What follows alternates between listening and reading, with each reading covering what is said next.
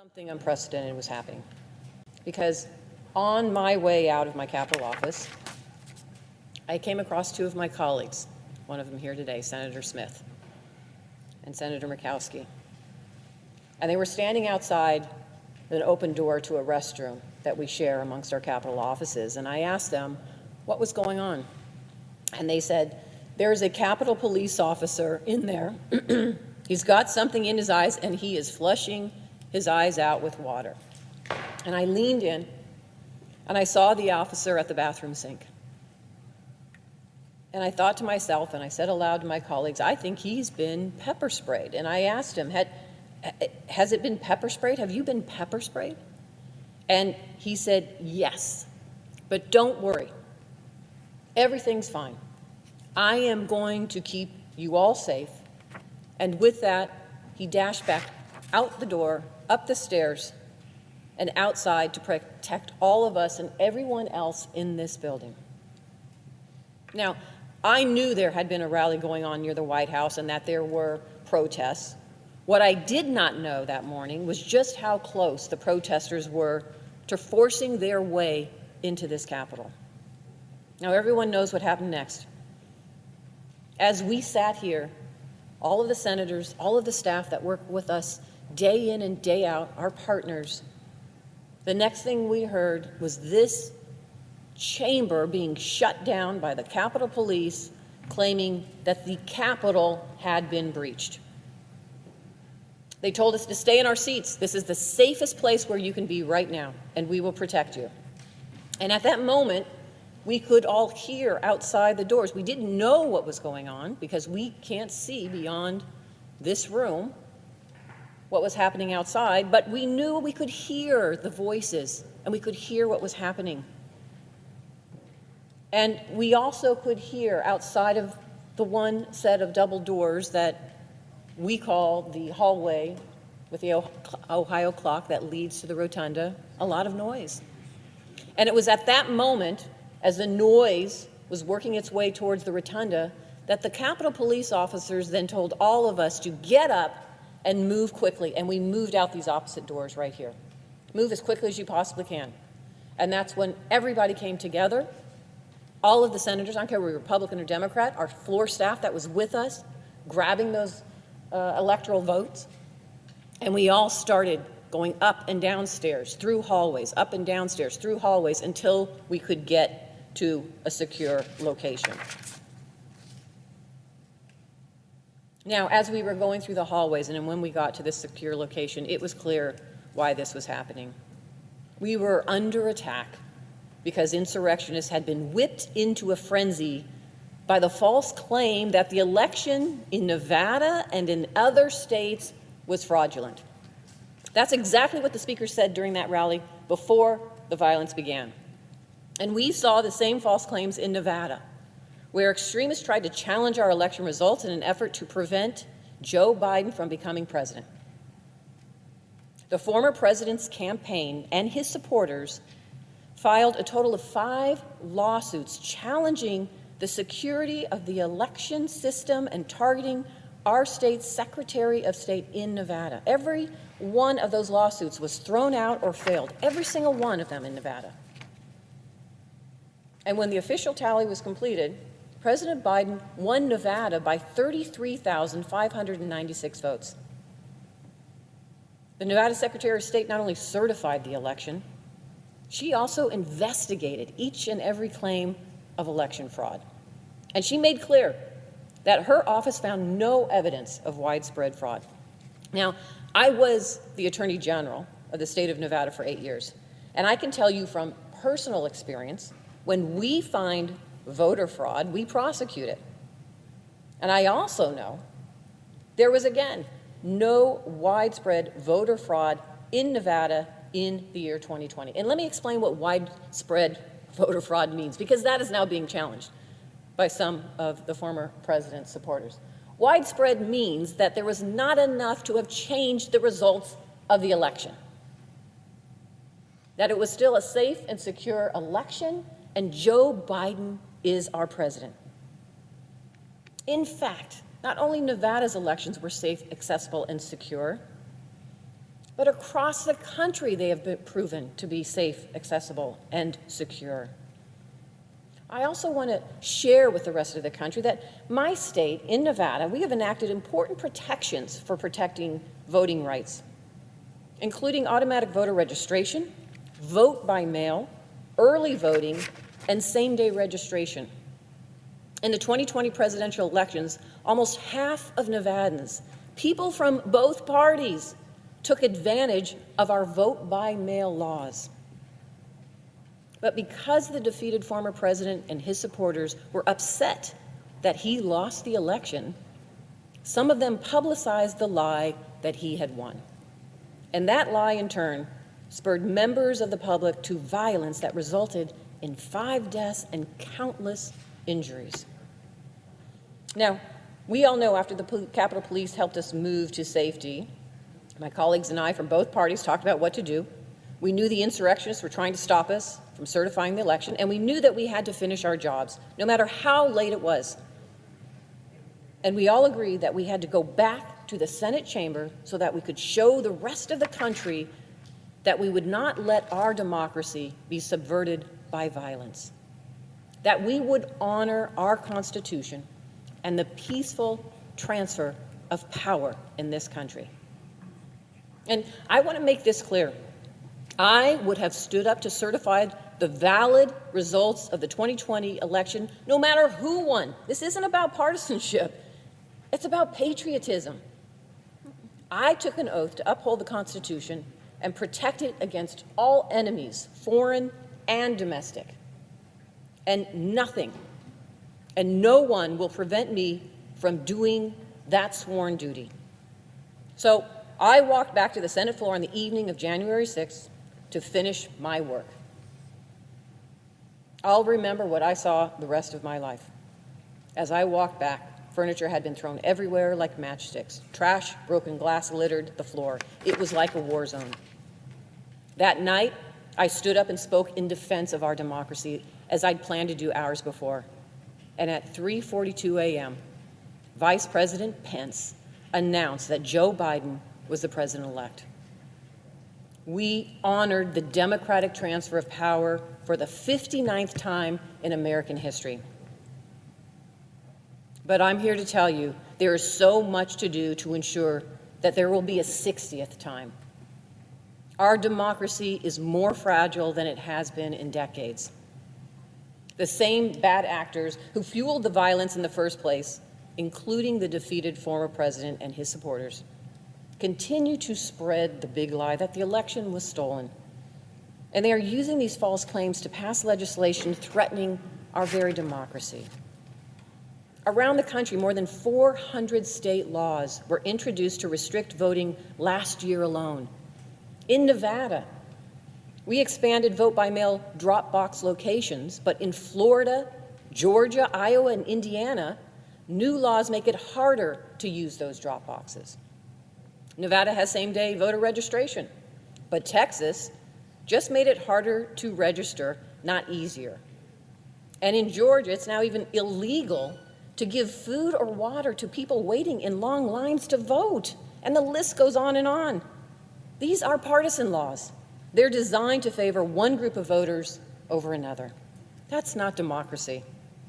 A real democracy honors everyone's right to be heard. It makes sure that everyone gets a vote and that every vote is counted. Democracy is a remarkable thing, a system where the people get to choose their own leaders.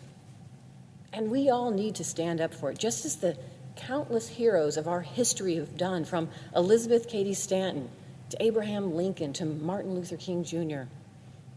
So I will not stop fighting to protect our country and our democracy. I will continue working with my colleagues to pass voting rights legislation. We need to follow Nevada's lead and protect access to the polls. And we cannot let anyone silence America's voice in their own government. Now, Mr. President, I also want to recognize many of the heroes who protected us that day, like that Capitol Police officer that I encountered that morning. After the attack was over, I learned that 140 of the police officers I passed in the halls of Congress every day had broken bones or worse. 4 of them later took their own lives. These are brave men and women who put themselves at risk every day to protect not just the people's elected representatives, but our dedicated staff and the hard-working people here at the Capitol, from the janitors to cafeteria workers to postal employees. All of these people carry their own memories of January 6th, and we need to make sure they never have to go through something like that again. So many of them are still here at the Capitol, still doing their jobs, like that Capitol police officer who I saw earlier who had been pepper sprayed. But I'll tell you what, they give me hope. And they remind me that all of us have a job to do, just like we did on January 6th. 1 year later, it's clear that we all must stand united in defense of our democracy. And Mr. President, I hope we can do just that. Thank you, and I yield the floor.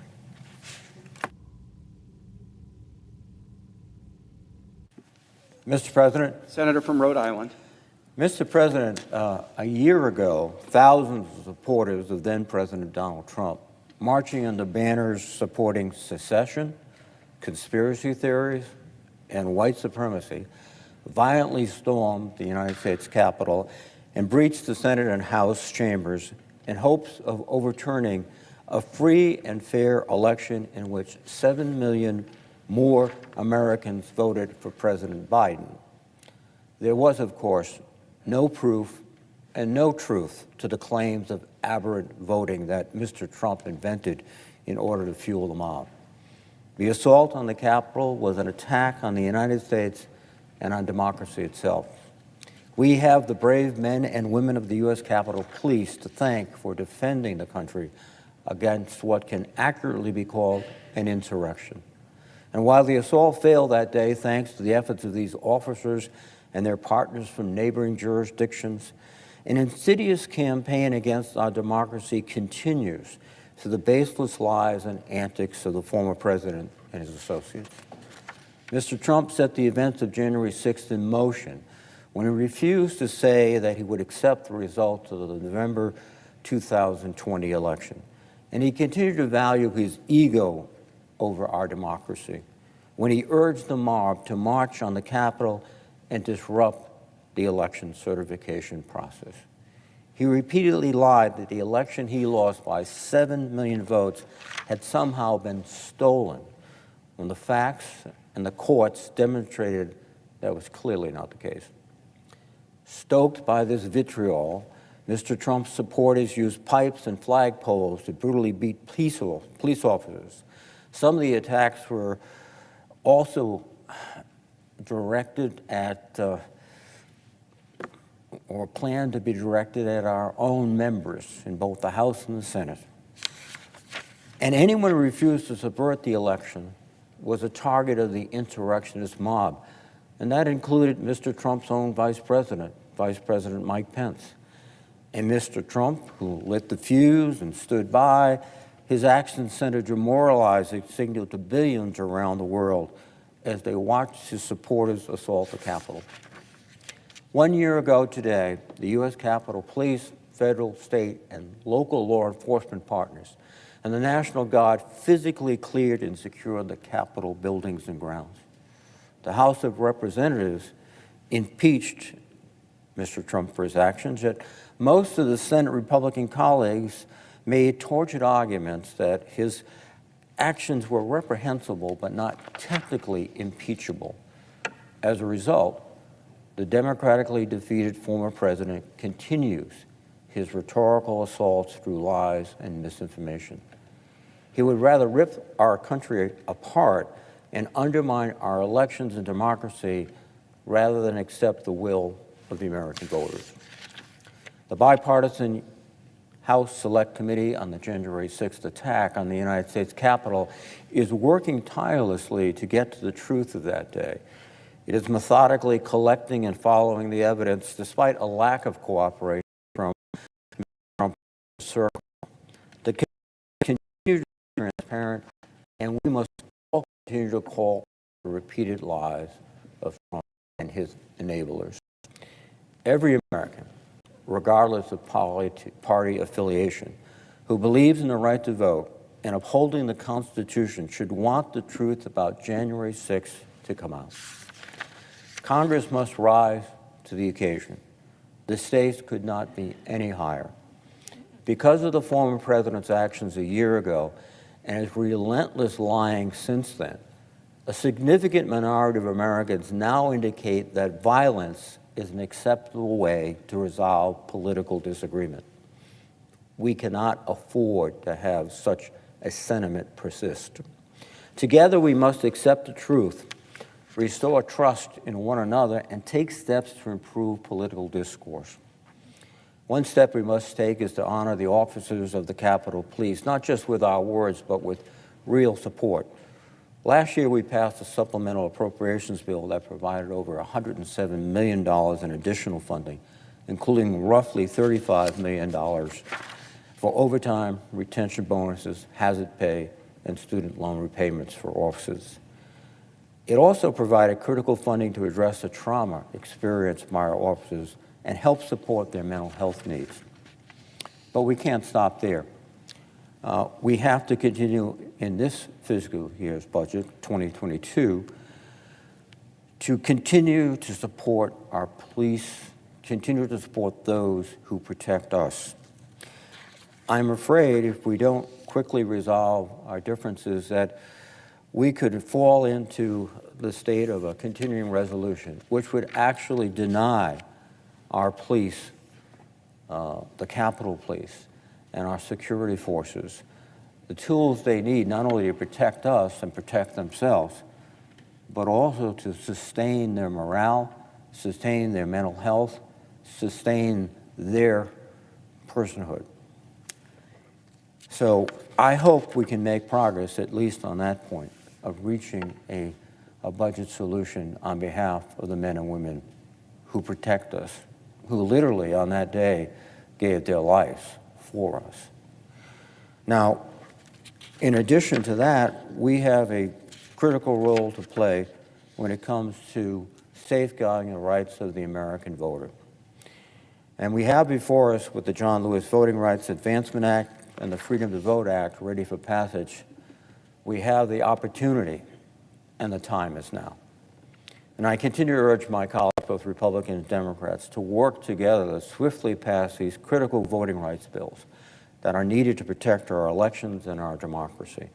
We must bolster the security, accessibility, and transparency of our elections in order to mend the wounds of January 6th and begin to heal as a nation, indivisible, with liberty and justice for all. Mr. President, with that, I would yield the floor.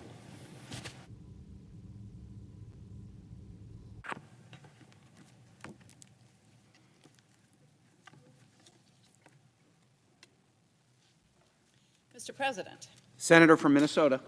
Thank you, Mr. President. I rise today with my colleagues, and I'd like to particularly thank my colleague, the senior senator from Minnesota, for bringing us together today. I rise today with my colleagues to commemorate the first anniversary of January 6th, the attack on our Capitol and the attempted coup to overturn our democracy. You know, I've thought a lot about this day over the last year, and I speak today because I think it's important that we are clear about what happened on January 6th, how it connects to what's happened since, and what needs to happen next. So let me be direct. On January 6th, there was a violent attack on the United States Capitol, led by insurrectionists with the explicit goal to overturn our free and fair elections and the election of Joe Biden. The attack happened because the former president, Trump, and his allies encouraged his supporters to come to Washington. They told them falsely that the election had been stolen. He incited them to violence, and then he sat and watched while the Capitol was attacked. These are the facts, and there was no attempt to hide it. It's as plain as that wintry January day. Now, I am sure that all of us in this room have vivid memories of what happened on that day. Moments of crisis leave a deep impression. And for us, of course, this violence happened in our workplace while we were doing our jobs. The Capitol on January 6th was full of members of Congress, national political leaders of both parties, and a vice president that the former president had exhorted his angry mob to hunt down. It was also, though, full of journalists, custodians, and cafeteria workers. In this chamber were our clerks and colleagues and parliamentarians and the stenographers who are here hour after hour making this place work. You are public servants thrown into violent chaos and danger by the former president. And law enforcement and first responders. Let's remember that January 6th was one of the worst days for injuries to law enforcement since 9/11, as a violent mob bludgeoned and crushed and wounded and killed. That's what happened, and no amount of whitewashing is going to change it. It also happened, Mr. President, that when we came back into this chamber to finish our jobs and to certify the people's votes, that some Republicans spoke the truth about the terrible tragedy of that day. Senator McConnell said, and I quote, "The mob was fed lies. They were provoked by the president and other powerful people." Senator Lindsey Graham, sitting right over there, declared in reference to the disgraced former president, quote, "Count me out. Enough is enough." So for a moment, it seemed like we would unify in condemning the political violence incited by a president who had betrayed our fundamental democratic principles.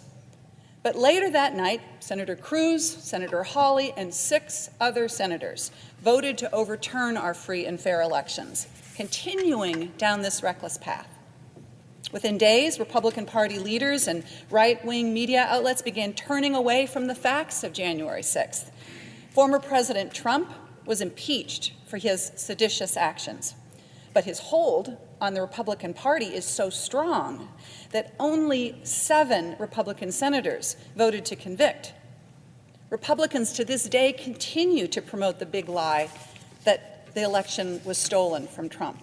They claim that the people who stormed the Capitol with zip ties and bludgeons were tourists. They've attempted to portray the violent insurgents as martyrs rather than domestic terrorists. And this is why today 58% of Republicans believe falsely that the election was stolen from President Trump. Now, the insurrection and the coup attempt on January 6th was ultimately unsuccessful. But this fight continues in state legislatures across the country, and they are prevailing. According to the Brennan Center, in 2021, 19 states passed laws restricting Americans' voting rights and giving partisan officials, Republicans, unprecedented control over the certification of election results. Their plan is right out there in plain view. Step 1 is to make it harder for some people to vote. Step 2 is to give partisans at the local level the power to ignore and overturn the people's votes. This is a coordinated strategy connected directly to the events of January 6th, and it is the path to overturning our democracy if we allow it. We cannot allow it.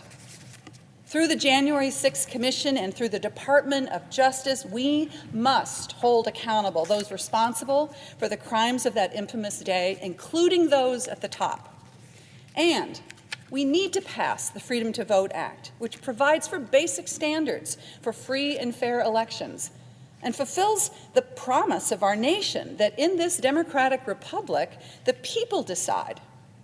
Now, not a single Republican senator is willing to join us Democrats in this endeavor, and that is a tragedy. Colleagues, I implore you, we cannot let Republicans hide behind Senate rules and block us from taking this common sense step to protect our democracy. In a democracy, a majority of the people decide. That's how it works in township meetings and city halls and county board meetings and in state legislatures, and that's how it should work in the United States Senate. We senators have the power to protect our democracy, and we have no excuse not to use that power. Now, on January 6th, I woke up early, And I wrote down a few thoughts as I was heading to the Capitol. I had been sworn into office the third time in 3 years, just a few days before. My husband, Archie, had been with me for the swearing in, and he'd headed home the day before. And as he left, he said, "Are you going to be okay?" And I said to him, "For sure. The United States Capitol is one of the safest places in the country. I'm going to be fine."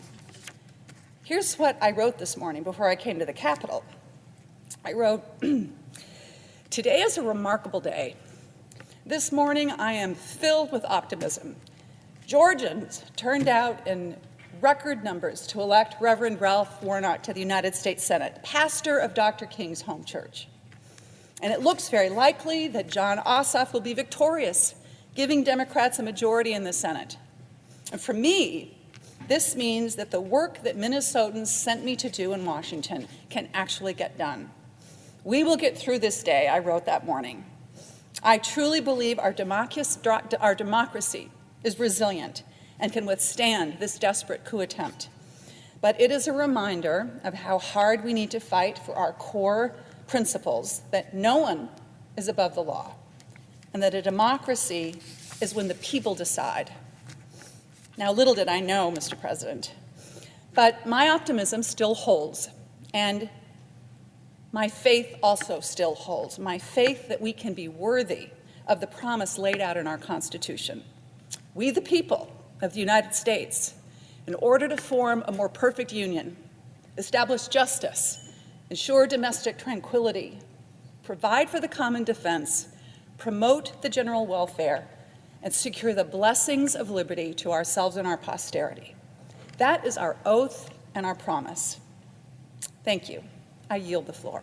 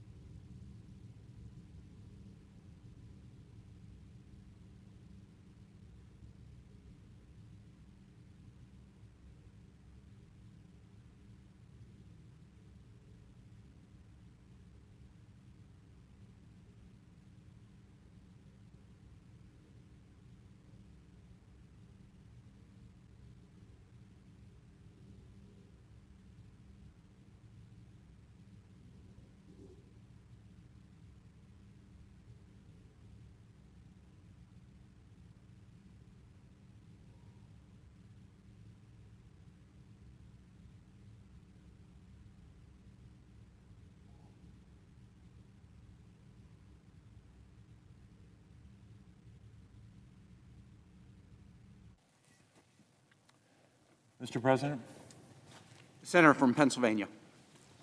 Thank you, Mr. President. I rise, as so many of us have done on this day, to do a couple things. Number one, to reflect and remember.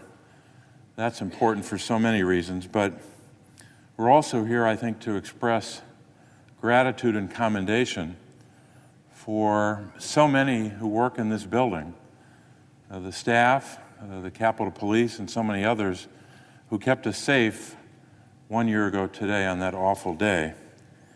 And I'll get to some other issues in a moment, but I want to start with just some reflections of what I remember about that day, but also what I think the country experienced on a day of horror and terror and desecration, a day when a group of Americans came to this building to stop the counting of the electoral votes.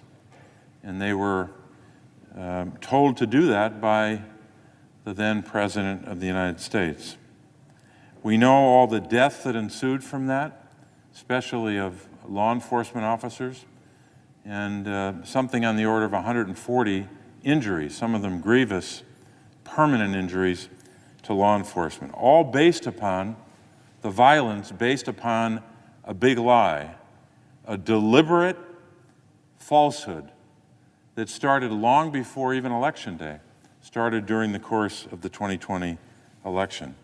But despite that big lie, and I don't want to spend all of today talking about that, but despite that big lie and the violence that flowed from that big lie and the near collapse of our democracy, Despite that, we know that something on the order of 60 judges throughout the country, federal judges, state judges, appointed by Democrats, Republicans, and even some appointed by the former president, called out that big lie by rejecting the arguments based upon that big lie in about 60 different matters before those judges. So we know what happened, and I think the January 6th Commission will continue to put the evidence on the record and hold people accountable. But I think on a day like today, I want to focus on two issues. One is to express that gratitude that I mentioned before. The thousands of Americans who work in this building, the thousands who are not members of Congress who helped us on that day, everything from getting us to safety to making sandwiches for us when we were in a safe, secure room. Something that basic. But of course, so many Americans now know, after all these months have unfolded, about the sacrifices made by so many on that day, especially law enforcement. But people in this building, who work in this building, have done so for years. They too were terrorized on that day. It wasn't just members of Congress and the nation more broadly. We even had the image, the horrible, disturbing, racist image on television of an American walking through the halls of this building with a Confederate flag. Never happened before. Not even during the American Civil War had that happened. So when we talk about those who have done so much, here's what we're talking about. We're talking about people who suffered devastating injuries, as I said before, some of them lifelong. The emotional toll that this violence imposed upon members of the staff here in the building, both during the siege and its aftermath, is almost incalculable.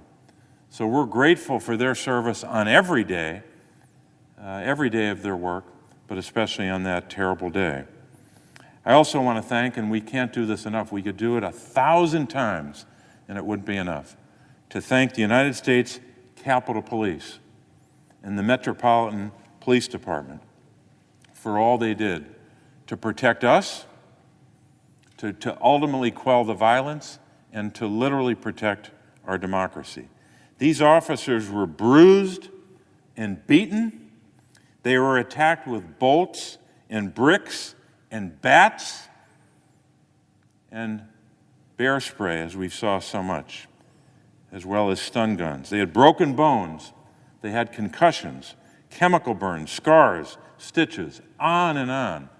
That's what violence does to a human being.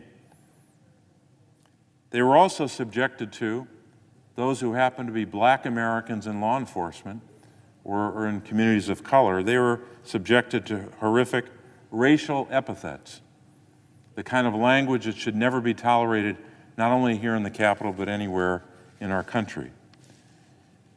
Some of them were even attacked by an American flag, by a flagpole with an American flag on it. So what this all adds up to is, unfortunately, not just a mob going into a building. This is about domestic terrorism. And I think it's an important day to be thankful that so many stood up to that domestic terrorism in law enforcement. So we offer both our gratitude and try, as inadequate as it is by mere words, try on a day like today to bestow some measure of both gratitude and commendation for what they did on that day. But finally, Mr. President, I think today is a day for resolve, to be determined to take action, legislative action. The best way we can do that is by passing the Freedom to Vote Act. That's the best thing we can do, not only for the next couple of weeks, but really it might be the most important thing that any of us work on. And I want to thank Senator Klobuchar and so many others who have worked on these issues, not just in the aftermath of January the 6th, but for thinking about the future of our democracy, literally the future of whether someone will have a clear pathway in the right to vote. The ability to vote in ways that so many Americans were able to vote in the midst of the pandemic. You know, there were a lot of people back in 2020 who said, oh, you know, in Pennsylvania you had a big turnout for president in 2016, but that turnout's going to go way down because it's a re-election and there's a pandemic and people won't vote and people will be afraid to vote. Guess what happened? We went from about 6 million votes in 2016 to almost 6.9 million votes. So almost 900,000 more people voted in Pennsylvania than did just 4 years earlier. Probably the highest turnout in more than 120 years in our state, just like it was for the nation. Now that didn't happen in our state just because people were more interested. It happened because we had pathways by way of a change in state law to allow them to vote. Very similar to what we're trying to do by enacting into law the Freedom to Vote Act. Being able to vote early, being able to vote by way of a mail-in ballot, having a drop box. What if you're 90 years old and you live in a rural area in Pennsylvania? We got 48 rural counties, by the way. What if you live in a rural area and you can't get to the county election bureau to drop off your mail-in ballot? Shouldn't you have a drop box if you're 90 years old and you want to vote? What if you live on a farm? What if you're running a farm and you've got a busy life or you're running a small business? Shouldn't you have the opportunity to vote? Or should you just be restricted to one day in the year? One day per year, every year for a general election. And if you can't get to vote that day, then you're not able to vote. Why would we go back to those days? But apparently a lot of people in this chamber are supporting efforts all across the country, hundreds of voter suppression bills. As Reverend Warnock said, seems like some people don't want some people to vote. I don't understand that. After we had record turnout in Pennsylvania from 2016 to 2020, because we had different pathways for people to vote. That's what we're trying to do with the Freedom to Vote Act. To have national standards so people will have a chance to vote in the way that they want, in a way that's helpful in terms of their family life or their work life. But we're at a point now where the big lie is perpetuating itself in more ways than one. Let me conclude with one thought.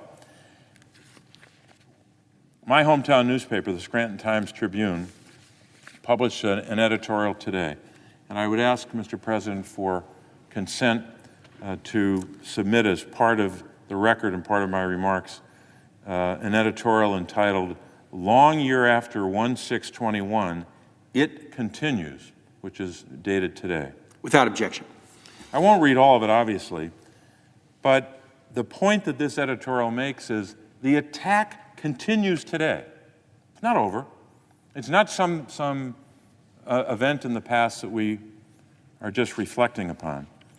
As important as it is to reflect and remember and offer gratitude and commendation. But here's what the editorial says, and I'll just read a short portion of it. It says, "The attack continues," and I'm quoting. "It carries on in state houses like Pennsylvania's, where lawmakers continue to question the outcome of the 2020 presidential election, the most transparent and heavily scrutinized vote in our nation's history. Craft bills to diminish the sort of heavy turnout that carried Joe Biden to victory, waste public money on fraudulent searches for fraud, gerrymander congressional districts in the cause of minority rule," and it goes on from there, saying that the attack continues by all of this work to lie about the election of 2020 and to pass voter suppression bills all across the country. The good news, Mr. President, is that's not going to happen. We are not going to allow a partisan minority to prevent us from passing legislation to keep that pathway to the right to vote clear in the ways that it was clear, so that so many Pennsylvanians and many Americans, as I said in my home state, hundreds of thousands more voting in a pandemic than voted just 4 years earlier. So, Mr. President, on this day, when we remember with horror that day just a year ago, and we say thank you to those law enforcement officials and others who work in this building and did so much for us and for the nation, we also are determined to move forward to protect our democracy and ensure that this great American experiment continues for generations. Thank you, Mr. President. I would yield the floor.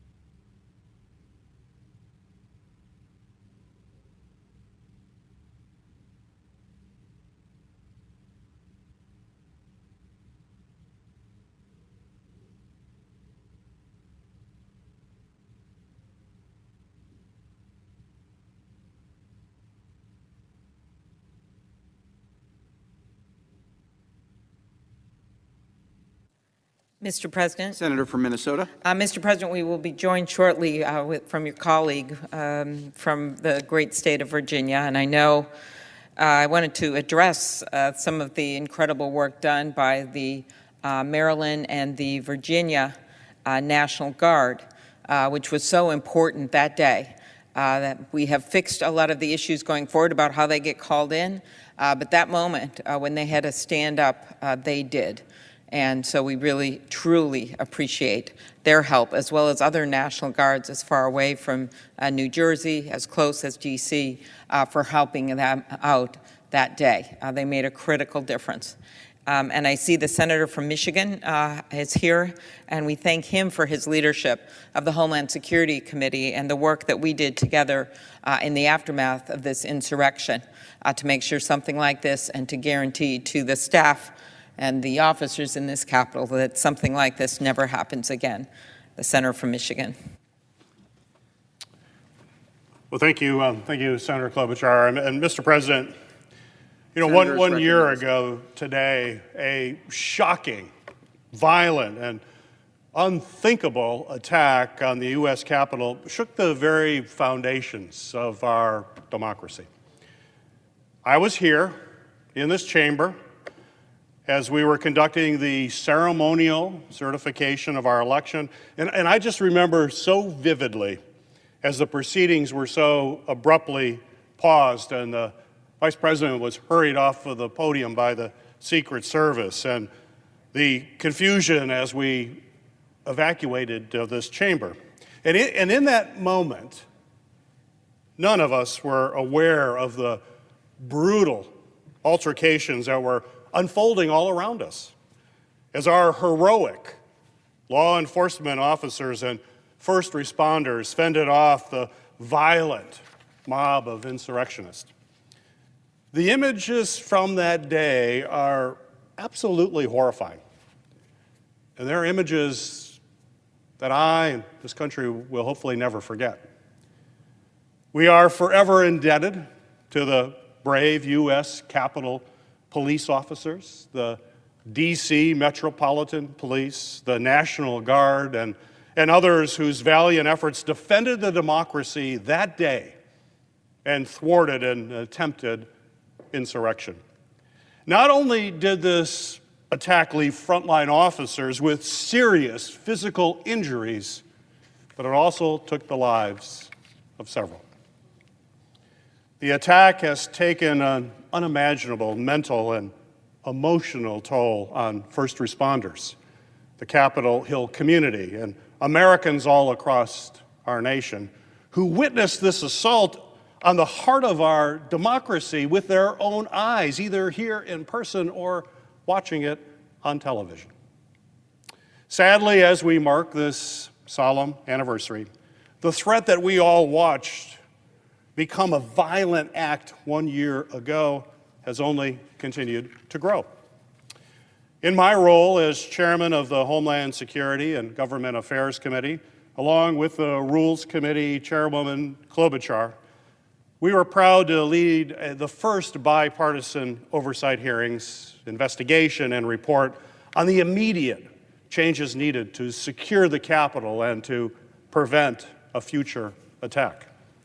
Since that report was released last June, nearly 16 of the 20 recommendations that we made have been implemented or are well underway. The Capitol is secure, and we are much better prepared for a future attack. But let us be very clear. We must do more to tackle the threat of domestic and violent extremism, especially as more and more people embrace conspiracy theories and outright lies and report that they believe that violence can be justified to get their desired political outcomes. Once relegated to the fringes of our society, these kinds of views are now creeping further into mainstream. And that presents a grave threat to the future of our democracy. There's no easy one solution to address this matter, but there are actions that we can take to protect our democracy and strengthen it for generations to come. Most significantly, our nation's political leaders, no matter their political affiliation, must condemn the violence that occurred on these grounds 1 year ago and speak out against the lies and conspiracies about the 2020 election that have compelled further threats and acts of violence. We must also address how this disinformation and other extremist content spreads online, reaches new audiences, and drives too many people down a rabbit hole of radicalization. We have seen all too clearly how the spread of such extreme content online can swiftly become real-world violence.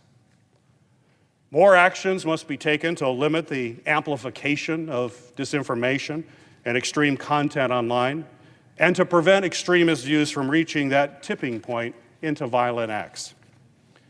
And our counterterrorism agencies must ensure that they are effectively focusing on the threat at hand by ensuring that they have sufficient personnel and resources devoted to domestic terrorism and domestic violent extremism. And finally, today and every day, all Americans must remain committed to protecting our democracy. We cannot take our democracy for granted. It is built on the promise that every American is committed to the same core values of free and fair elections, the peaceful transfer of power, and an accountable government for all of the people. If we lose this shared commitment to continue upholding our most cherished principles, we risk losing the very freedoms and the rights that have made our nation a beacon of light for the entire world. Every member of this body, every American, has a vital role in strengthening our democracy. Elected officials on both sides of the aisle and at every level of government should make clear that the lies and violent action that took place on January 6th have no place in our country, and commit themselves to restoring faith in our democratic institutions by ensuring that everyone can make their voices heard in our democracy through the ballot box. 1 year ago, we saw our democracy endure against a violent attempted insurrection. But we must be very clear-eyed moving forward. We cannot let efforts to weaken and erode confidence in the future of our democracy continue. Let's come together and take the very real challenges our nation faces head on. In times of adversity, our country persevered because we came together as one. We must channel that spirit and strive to create a more perfect union today, tomorrow, and for generations to come. Thank you, Mr. President. Mr. President. Senator from Virginia. Mr. President, thank you for that recognition, and it is great to see you safe and secure out of your vehicle presiding over the Senate. It's a great honor for me to follow my friend, the Senator from Michigan, on this important day, and I want to start by thanking my friend, the chairperson of the Rules Committee, the Senator from Minnesota, for organizing us to come together today to commemorate or acknowledge what was a dark, dark day in American history that happened a year ago. I want to thank, and I'll get into this in a more formal way in a moment, all the folks who helped protect us on January 6th of a year ago. And I want to commend an organization that I know the presiding officer is aware of, and Senator from Minnesota, Senator from Colorado, the World Central Kitchen, led by Jose Andres, who is right now downstairs. Jose is not, but the organization is, serving Capitol Police and other Capitol personnel free meals today. This is a wonderful organization that supports those in need all across the world, all across the country, and the fact that they are here today saying thank you to our Capitol Police and others is appropriate. Mr. President, I rise today to mark the anniversary of the January 6th insurrection, in which a mob broke into this Capitol, broke into this floor of the Senate in an effort to overturn the 2020 presidential election. This was an effort to undermine democracy, plain and simple. In the last year, I think most of us have reflected a lot on the effort by our United States Capitol Police, the D.C. Metropolitan Police, the Virginia State Police, the Maryland State Police that day. They quite literally held the line to protect our democracy. I'm personally indebted to those individuals who saved so many lives, and some of whom lost their own. And while others have already come before me and talked about the incredible role of the Capitol Police, again, other allies, Metropolitan Police, and as the presiding officer knows, the first state police to arrive on the scene were Maryland and Virginia. And they actually got here quicker than the National Guard. But I would like to highlight in my comments today another group of people who helped quell the insurrection, and that was the Virginia National Guard, a group of men and women that I and the presiding officer have great pride in. We both have served as governors of the Commonwealth of Virginia, and one of the most important roles of being governor, beyond the fact of an incredibly important title you carry when you're governor, is the fact that we served during each of our 4 years, Senator, the presiding officer, and I as Commander-in-Chief of the Guard. And one of the most meaningful parts I recall was seeing off those Guard members, young and old, and these are folks who have day jobs and lives and studies and work, seeing them off and deploy to Iraq and Afghanistan to respond in the aftermath of hurricanes and floods, welcoming back these citizen soldiers in a way that oftentimes doesn't get the recognition that they deserve. But again, think back to January 6th. As the crowds grew here on Capitol grounds and steadily advanced their positions, eventually indicated into this building itself. And again, so many of us were here, and I think it was the Senator from Oklahoma who was speaking as we heard the glass break and people shouting, "Quick, let's secure the doors." And as I think all of us who work here and our pages, the great members of the floor staff, particular recognition of the parliamentarian staff, we come racing in and we think about those doors upstairs, which are frankly pretty flimsy. We all remember that day and those moments. It was obvious pretty quickly that we were going to need additional force to augment the Capitol Police and the Metropolitan Police. Now, a year ago, it took much too long and then was needed to get the National Guard to provide that assistance. We had at that point a convoluted system in place that resulted in delays in getting the Guard to the Capitol. I'm proud to say that since then, Congress, again under the leadership of the chair of the Rules Committee, Senator Klobuchar, has passed on a bipartisan basis, and the President has signed into law the Capitol Police Emergency Assistance Act, which empowers the Capitol Police Chief to request the assistance of the D.C. Guard or other federal law enforcement agencies in emergencies without the prior approval process that was used in the past, the Capitol Police Board, and the kind of bureaucratic hurdles that, frankly, didn't allow the Guard to get called in a year ago.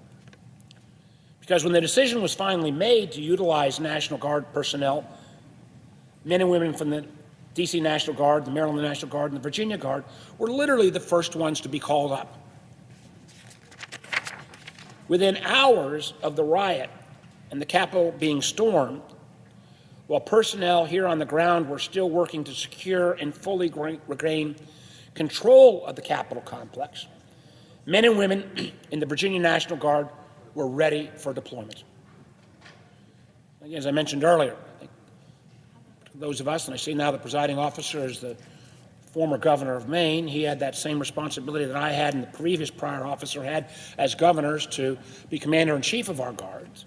But we know firsthand that the National Guard in each of our respective states is a civilian force. These men and women who were called up on January 6th and 7th were called from their jobs, their studies, and most importantly, their families.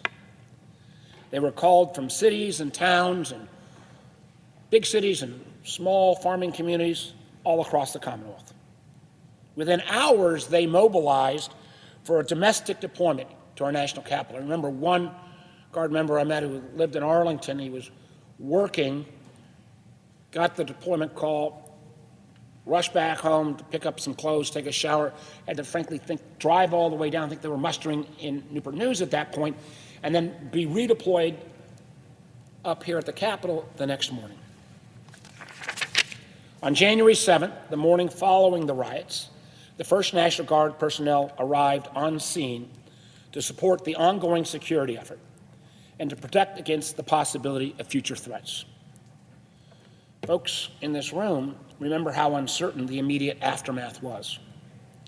The men and women of the Guard arrived in D.C. fully armed and had been told to prepare for the possibility of confronting heavily armed rioters and protesters, not tourists, heavily armed rioters and protesters, and even the possibility that some of those rioters and protesters might bring bombs or IEDs that could have been placed in the vicinity of the Capitol. We still haven't found the source of those bombs that were placed at the Democratic and Republican national committees. The weeks leading up to the inauguration, after the 7th, before the 21st, even more National Guard personnel pour into D.C. from across the country. The Virginia National Guard continued to perform a critical and outsized role in this response, with nearly 2,500 men and women, close to 10% of the total Guard presence in D.C., securing the Capitol grounds and Library of Congress, providing quick reaction capabilities to Capitol, Metropolitan, and Park Police, and adding critical communications, medical, logistical, and chaplain support. I want to specifically highlight the Virginia National Guard's 116th Infantry Brigade Combat Team, which played a leading role in protecting our Capitol in the weeks following January 6th.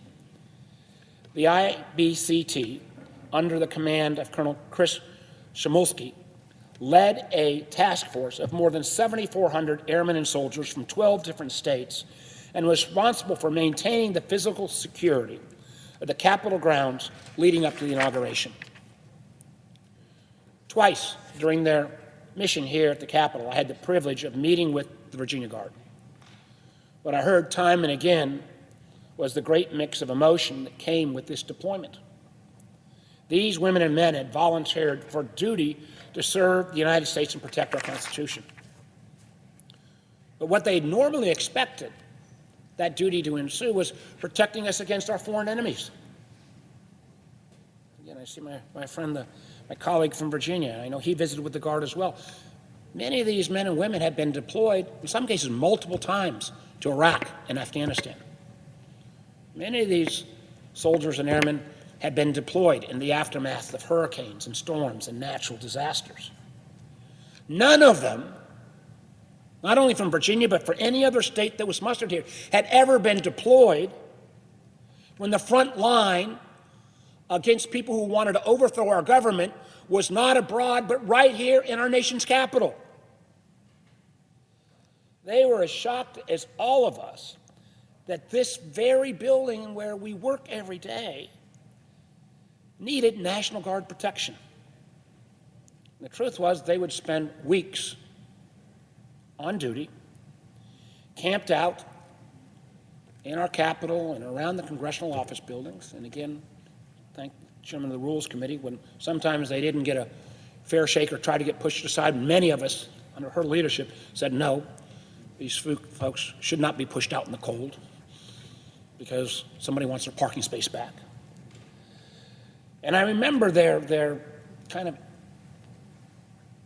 uncertainty. They were kind of saying, well, Senator, we didn't think we'd ever be here. But I also remembered their pride in serving as part of this historic mission, and their direct role in safeguarding our democracy. Their presence during that time, all the way through the inauguration, when there were still concerns that the mobs might not be back, I think helped calm the Capitol, not just members, those who were pages at that point and the many, many staff. They helped calm the Capitol and our country. And while we faced and still face unprecedented challenges of the nation, the work and dedication of the men and women of the Guard demonstrated that our democracy is stronger than the destructive behavior of any mob. This is important because the events of January 6th were not an isolated event. What happened that day was product of the big lie perpetrated by a former president and cultivated by those who wished to chip away at the sacred values upon which our nation was founded. Those same individuals, in many instances, continue to stoke that lie that our elections are not secure and that they're better off in the hands of partisan officials with the authority to overturn the results if somehow those partisan officials don't like the results of the people. Fueled by the big lie, a number of states across the country are changing laws to undermine the right to vote in free and fair elections. The rights of all Americans, but especially minority Americans, people of color and young Americans, are being attacked, and the basic tenet of our democracy is under siege. These changes to voting laws are un-American. For example, what happened in one state where, as we heard yesterday, oftentimes in precincts that are precincts of color, particularly precincts with heavy concentration of African Americans, you wait not an hour or 10 minutes in line, you wait 2, 5, 8, 10 hours in line. So the idea that we can't give you any water or food while you're waiting that 10 hours in line, who's going to vote? Or in states like Texas, where they're saying a local government can overturn the results of a local election. That's not democracy. It is despicable that some people want to make it harder for eligible Americans to participate in our democracy. One of the things we saw, I'm very proud of in the Commonwealth of Virginia, we dramatically expanded our voting rights this year. We had an unprecedented turnout. The result didn't favor one party. Our candidate of choice didn't win. The Republican candidate won because he helped turn out the early vote. And the notion, I don't understand with those who are trying to restrict, what are people afraid of when more people participate? Consequently, that is why we need to act now to protect our democracy by passing the John Lewis Voting Rights Advancement Act and the Freedom to Vote Act. Since the Senate has shown it cannot do this basic duty and find 60 senators to support basic voting rights, it's time to change the Senate rules so the filibuster can't be abused to continue blocking vital voting rights legislation. I think it can think of no better way to honor the sacrifices that were made in defense of our democracy last year than by passing these bills to prevent further subversion of our electoral system and safeguard our democracy for future generations. Again, I know our former colleague passed today. I wish many of the colleagues, our Republican colleagues, were here so they too could stand up and express their views and thoughts on what happened a year ago. And I hope even if they're not here today or tomorrow, that next week they will come to the floor as well. Let their voices be heard. What do they think a year after on January 6th? Is that acceptable behavior? What do they think about the efforts to try to restrict voting all across many places of the South?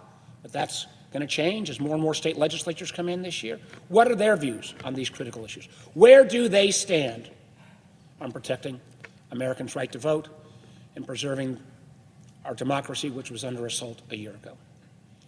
I thank the President, presiding officer, and with that, I yield the floor. Mr. President. Senator from Wisconsin.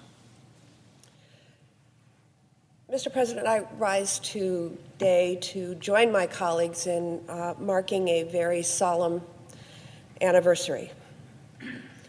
A year ago, our former President, Donald Trump, and his big lie about the 2020 election incited a violent insurrection on our nation's capital and an attack on our very democracy. We must never forget this dark day in our nation's history.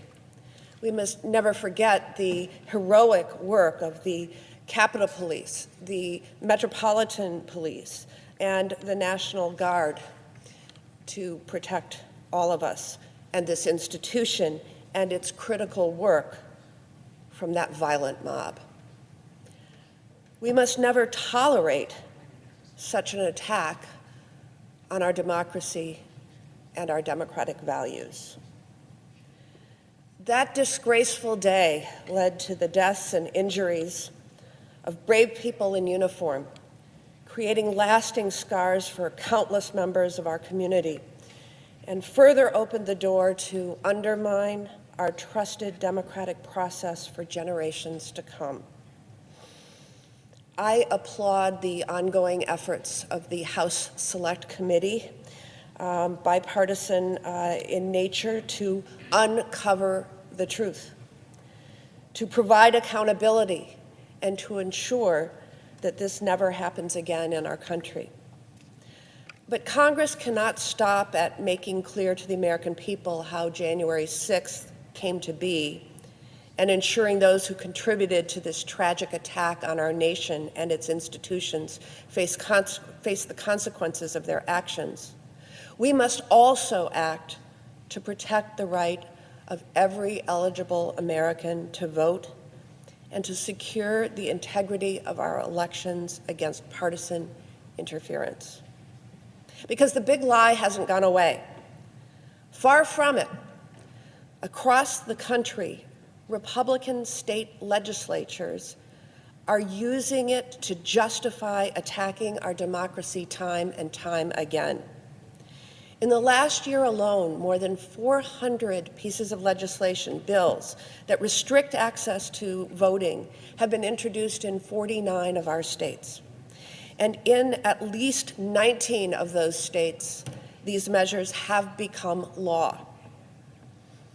In my home state of Wisconsin, the Republicans in the state legislature are willing to disregard the clear reality that Wisconsinites from across the political spectrum exercise their right to vote in record numbers in a secure, fair, and safe election in 2020. Instead, they are pushing Trump's big lie to gain a partisan advantage by curtailing voting rights and putting up barriers to make it harder to vote.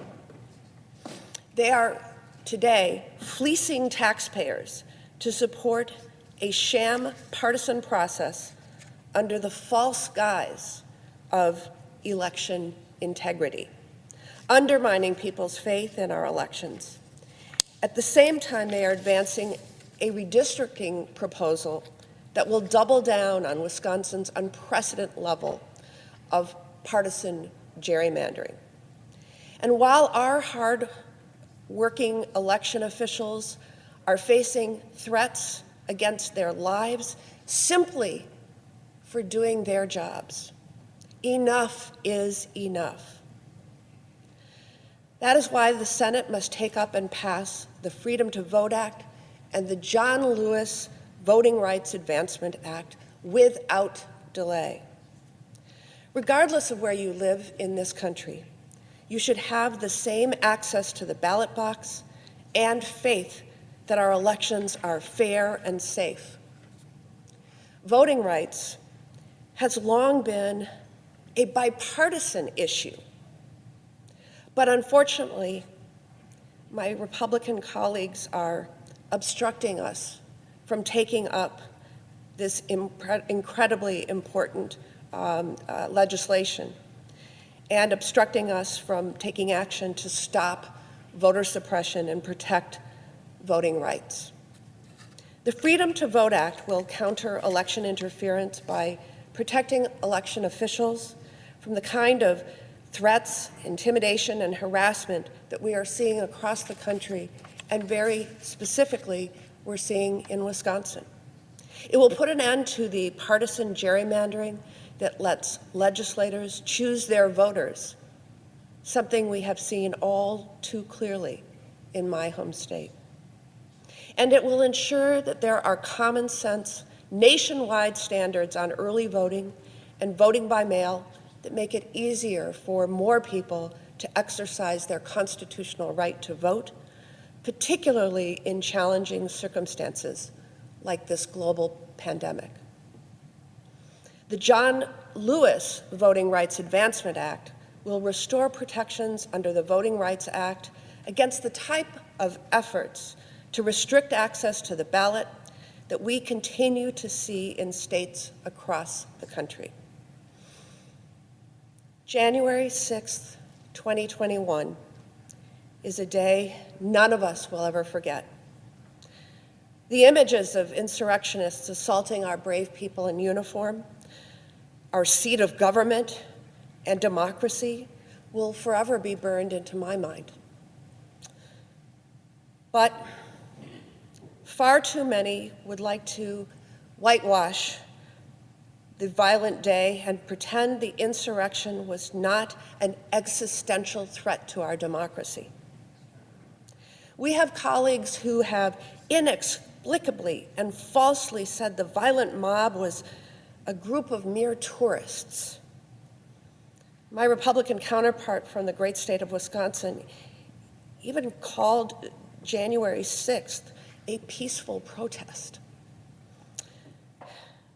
These fly in the face of the truth. This is not right, and we cannot allow the truth to be buried.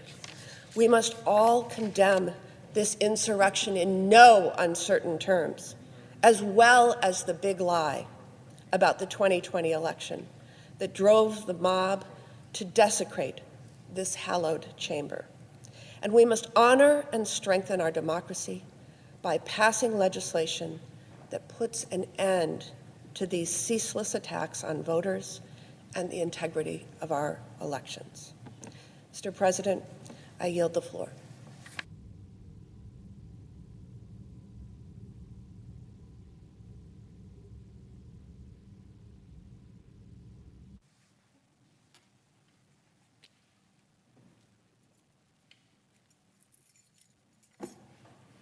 Mr. President.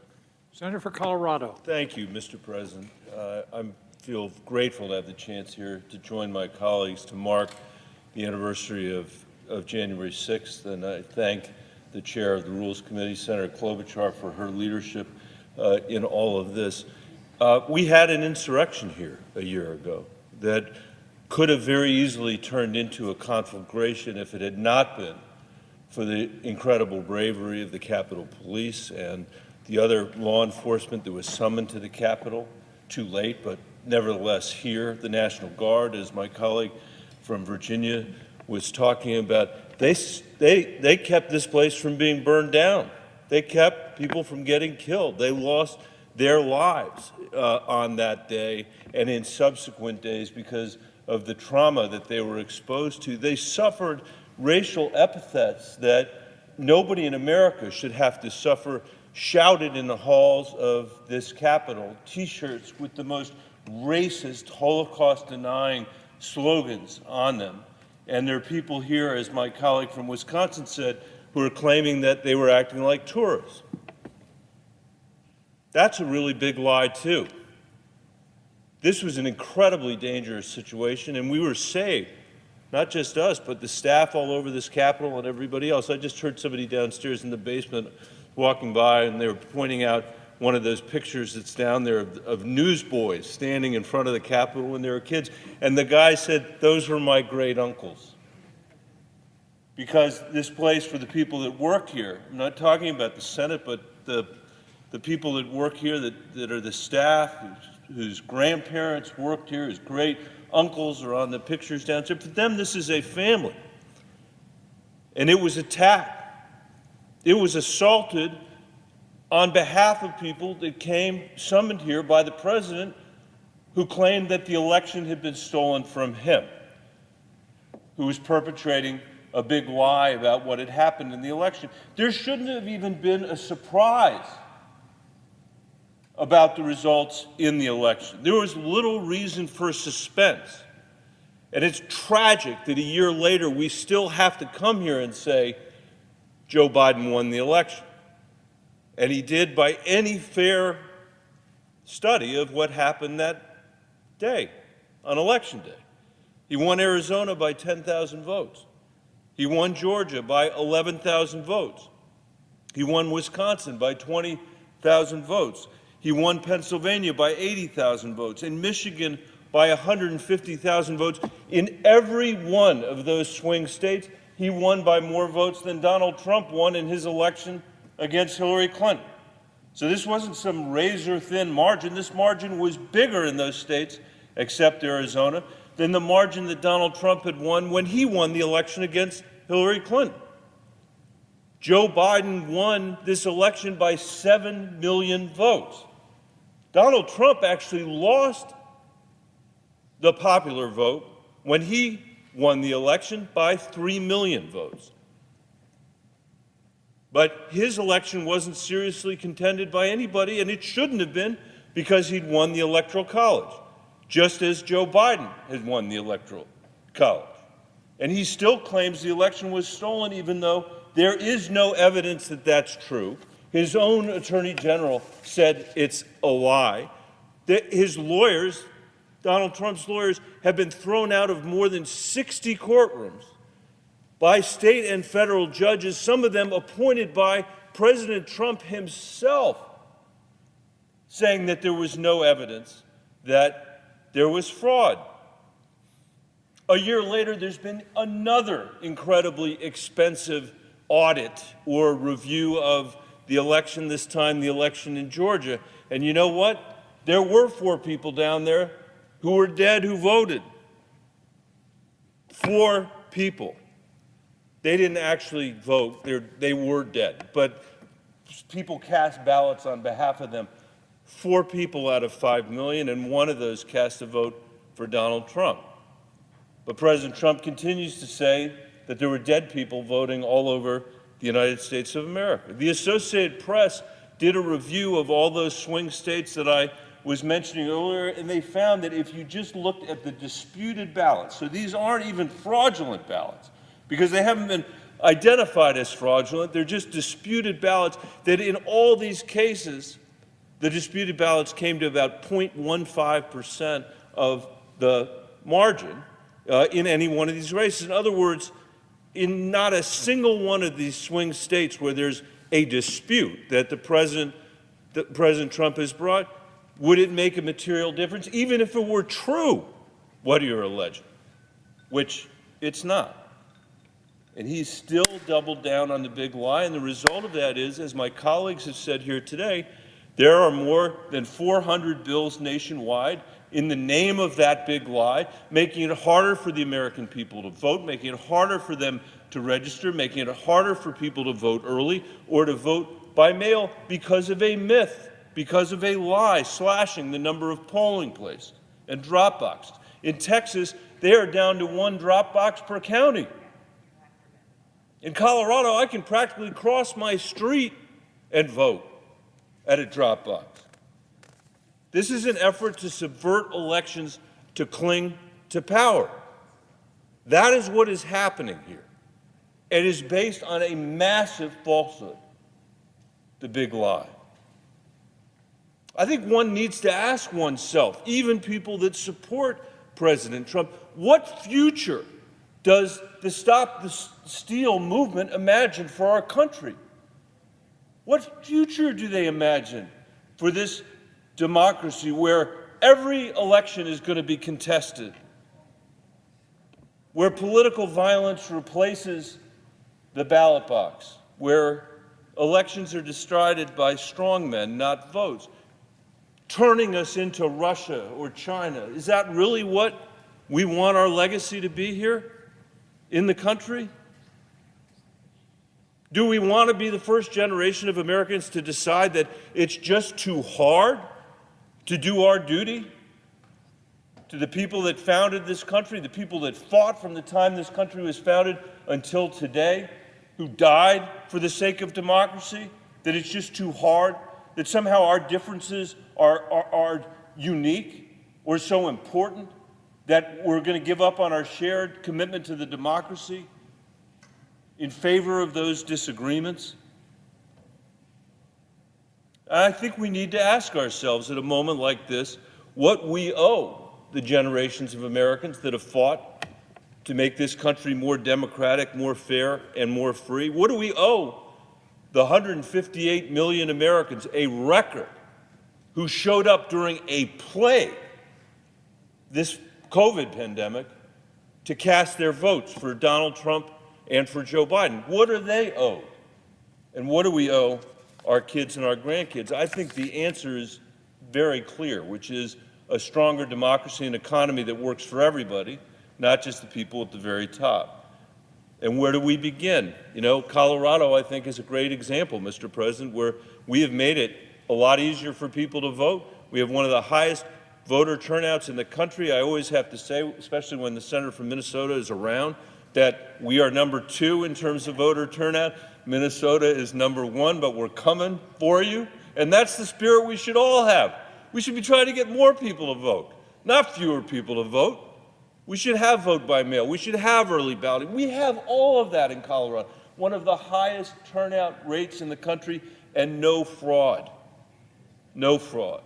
So I'm going to just finish by saying that we should distrust politicians who can't seem to win people's votes with their argument, just as we should distrust politicians who attack the free press to avoid accountability, even though that free press is enshrined in our Constitution. And we should recommit to each other and the democracy. Let me tell you something, Mr. President. Last week,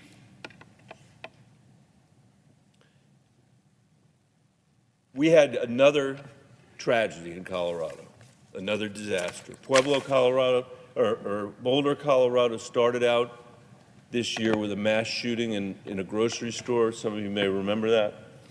And basically on New Year's Eve, we had a massive fire that ripped through neighborhoods in the Front Range of Colorado and Boulder County. 1,000 people, 1,000 houses were burned. More than 30,000 people lost their homes. And I sat there thinking to myself as I was with my daughters watching those fires on the television set, how much we actually need each other, you know? And there's a lot of evidence out there in those 2 days, the law enforcement that got those 30,000 people out and had almost literally no fatalities because of what they did and what they sacrificed. The Coloradans that stepped up that night and said, you can come to my house. We'll put you up in my house, so that out of those 30,000 people, there were fewer than 300 people in his shelter that night. The reporters, the journalists that were out there long into the night reporting on that fire so that people might have some sense of whether their house had been lost or their house had been saved. The local county officials who have worked tirelessly after flood and after fires, after natural disasters, to come together to make sure that we build back stronger, which we always do in Colorado. And even, let me say, the federal government's contribution, the Federal Emergency Management Agency, because if there is one reason that we should be one nation under God, it's for a natural disaster like the one that's just occurred in Colorado. This is our choice. We either save this democracy, which I believe we will, or we let it go. And it's going to be on us. And if we let it go, generations of Americans are going to indict us for that. And if we save it, I think they'll celebrate the work that we did here, just as we celebrate the work of the people that came before us, that made our country more democratic, more fair, and more free. With that, Mr. President, I yield the floor.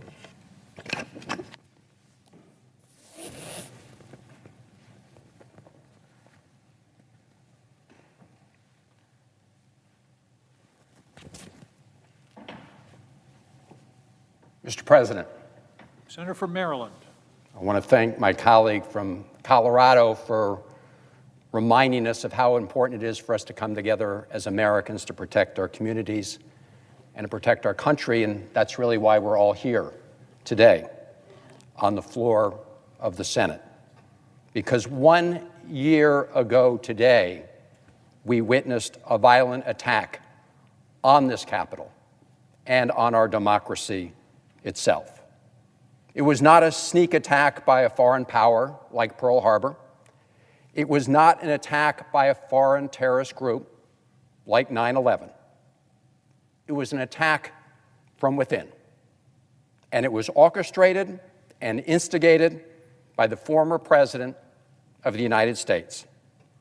1 year later, while we have improved the physical security of this Capitol, we have not secured our democracy.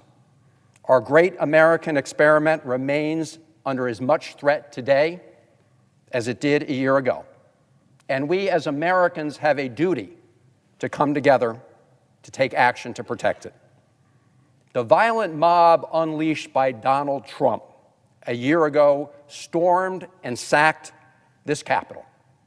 Insurrectionists scaled the ramparts, tore through the barricades, and breached this building. They used flagpoles to beat Officer Michael Fanone and used chemical spray to assault Officer Brian Sicknick, who tragically died the next day. A gallows was built outside of this Capitol while rioters chanted, quote, "Hang Mike Pence."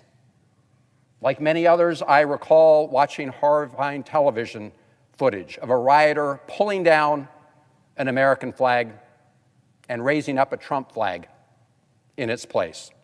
Confederate flags and banners of far-right extremist groups were paraded through these halls. This citadel of our democracy was violently attacked. The Capitol Hill community was traumatized, and so was the country. But in that dark hour, when our democracy was under attack, members of the U.S. Capitol Police, of the National Guard, and the D.C. Metropolitan Police stepped up and answered the call. There were many stories of bravery from that day, but I want to draw attention to Officer Eugene Goodman, a Marylander who protected our democracy by diverting the mob away from this Senate chamber.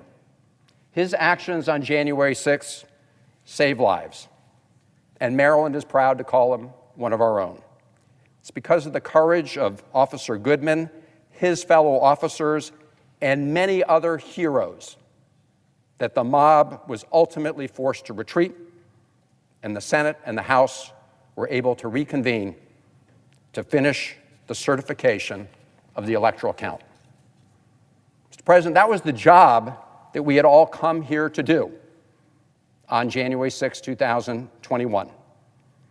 And that was the job that the rioters had tried to stop.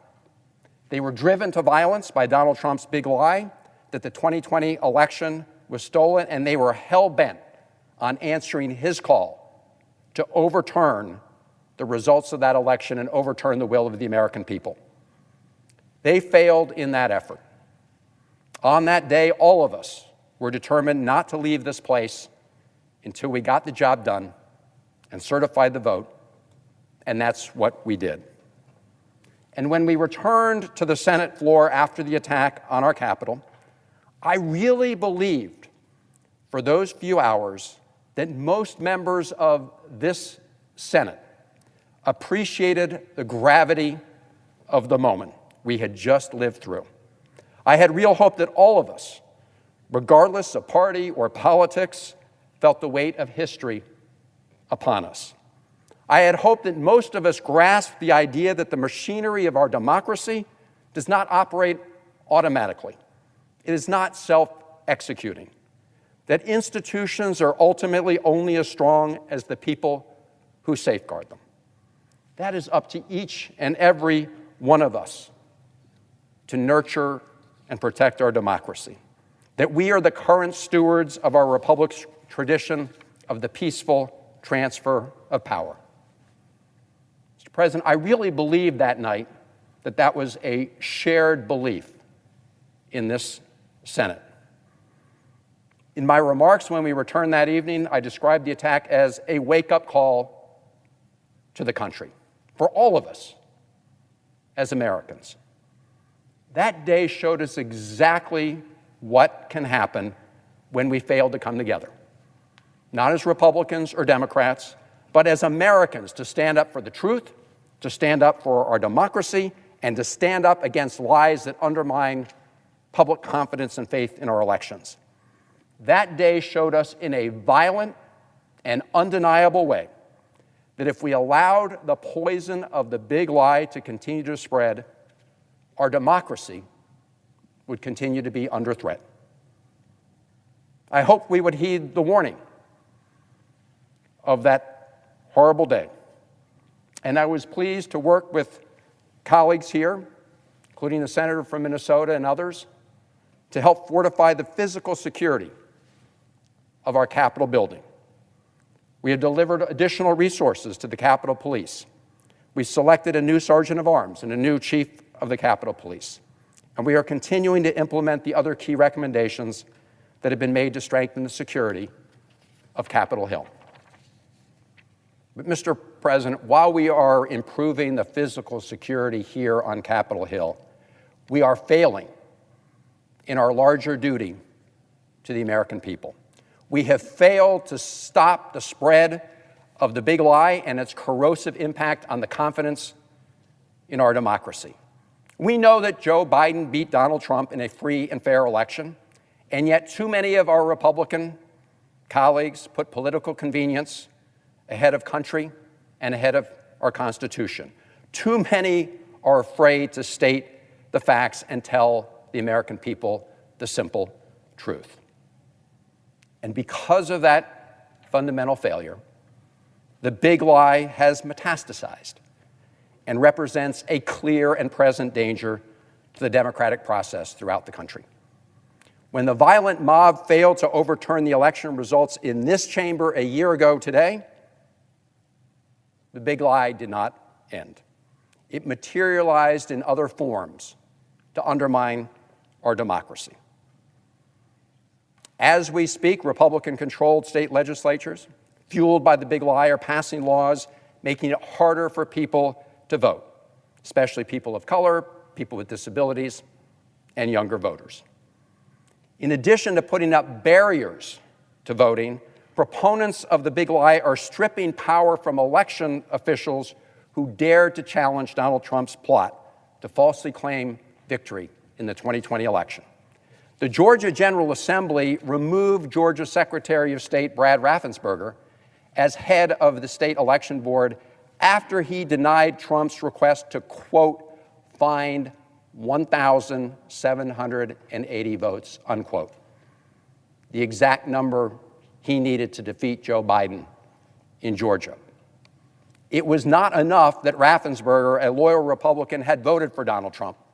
His offense was failure to implement the big lie. In Michigan, Republicans are moving to saturate election boards with big lie loyalists in an effort to control the counting of ballots. And across the country, other laws are being passed at the state level that would authorize partisan officials to change or overturn the results of elections even after votes have been cast and counted. Mr. President, what we are witnessing is an all-out continuing assault on our democracy. And the longer we wait, the more the threat grows. The clock is ticking. Now is the time to act. That's why we must establish uniform national standards to protect access to the ballot box and ensure that our elections reflect the will of the American people, not the political wishes of any party or any one person. That is exactly what the Freedom to Vote Act does, and why we must pass it. This bill would defend every American's right to the ballot. The Freedom to Vote Act also helps protect election officials from unfair removal and guards against attempts to tamper with or change election results. In addition, the bill contains provisions to keep our elections fair and honest, including crucial campaign finance reform and a ban on partisan gerrymandering. And the enactment of the Freedom to Vote Act should go hand in hand with the passage of the John R. Lewis Voting Rights Advancement Act to restore the full protections guaranteed by the Voting Rights Act of 1965. Mr. President, while I had hoped that action to preserve our democracy would be a bipartisan endeavor, it's clear that our Senate Republican colleagues are not willing to join us in passing these bills. Efforts to strike a compromise have been met with virtually zero support on the other side of the aisle. Democrats are willing to move forward ourselves to protect our democracy, but our Republican colleagues have weaponized the current filibuster rule and are using it to thwart progress. They've even blocked our attempt to have a debate on voting rights when we raised the issue 6 months ago. Mr. President, those actions are undermining the very spirit, the tradition, and function of this Senate. The Senate was designed to promote vigorous and long debate while also respecting the ultimate will of a majority of senators and a majority of the American people. Today, we see the opposite. Very little real debate on the Senate floor, and the denial of a majority vote to resolve the big questions of the day, resulting in the denial of the will of the American people. We can change that. We have to change that. We can change it by adapting the current rules of the Senate to restore the original intent of the framers. We must do that for the health of our institutions and the good of our democracy. Mr. President, James McHenry, Maryland's delegate to the Constitutional Convention, wrote in his diaries about a famous exchange between Elizabeth Willing Powell and Benjamin Franklin. He wrote, I quote, "A lady asked Dr. Franklin, 'Well, doctor, what have we? What have we got? A monarchy or a republic?' 'A republic,' replied the doctor, 'if you can keep it.'" A year ago today on this floor, I quoted this exact exchange. And now, on the one-year anniversary of January 6th, we are still met with the same question and same test of whether or not we can muster the will to do what must be done to keep our republic. There's still time. We can still repair and sustain our democracy. 1 year ago, we did not allow a violent mob to prevent us from staying right here to do our job. We completed the certification of the presidential election. But our job is not over. We have not finished the job of securing our democracy. Mr. President, now is the time for us to do that. Let's come together and do what's necessary and right for our republic, for our democracy, and for the American people. And I yield the floor.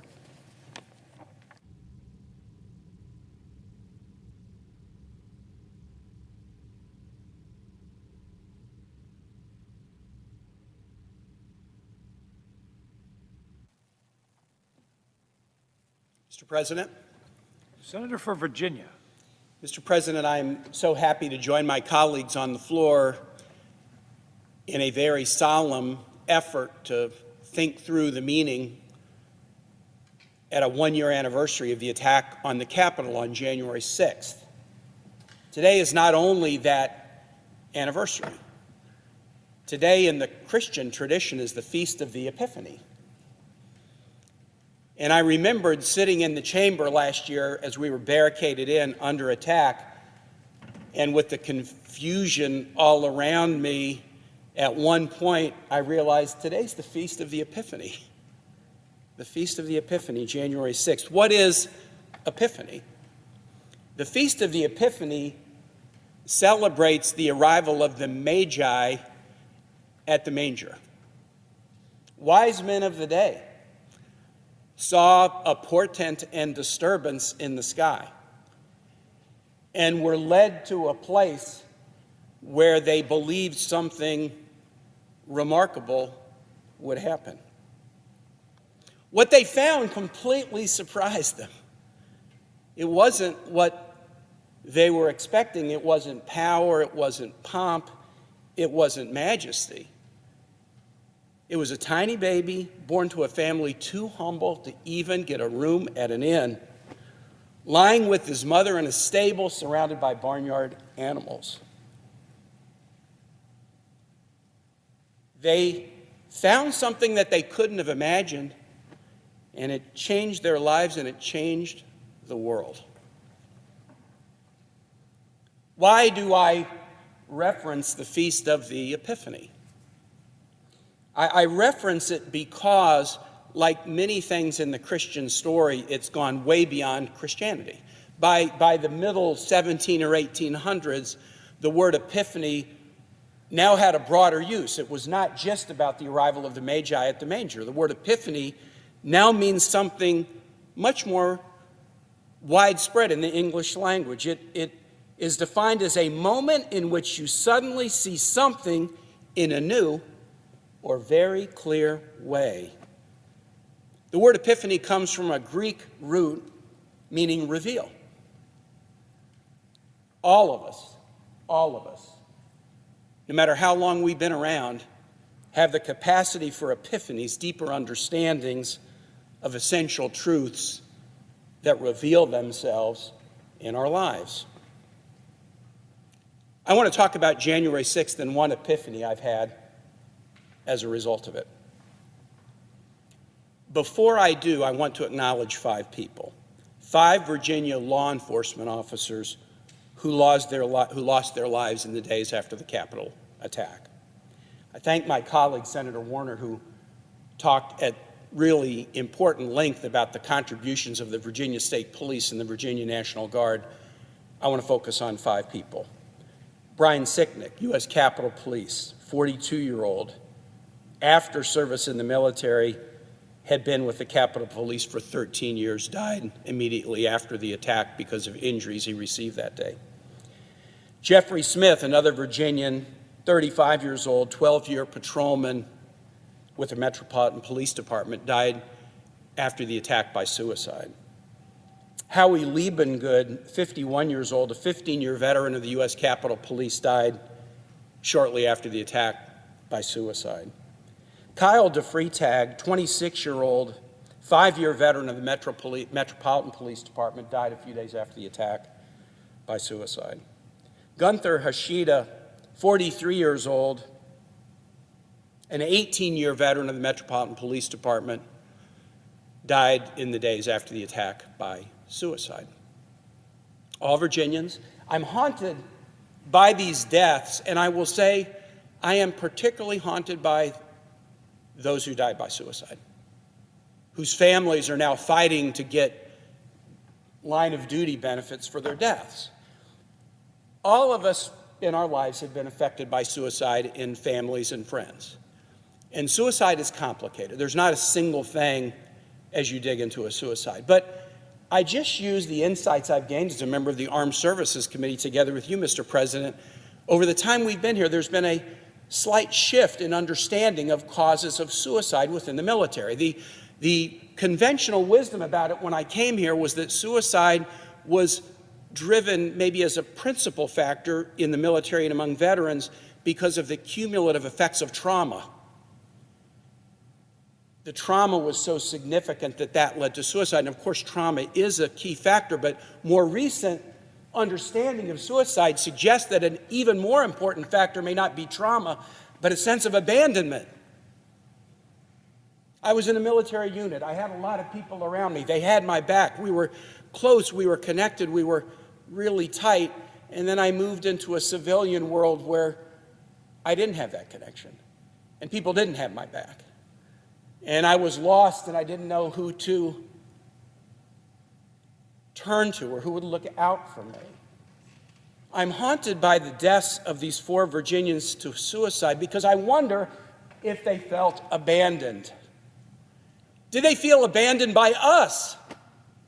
They were fighting that day to save our democracy, to save this capital, and to save their lives, and yet 147 of the 535 members of Congress voted with the mob to overturn the election, to throw out the democracy, to do the bidding of a would-be authoritarian.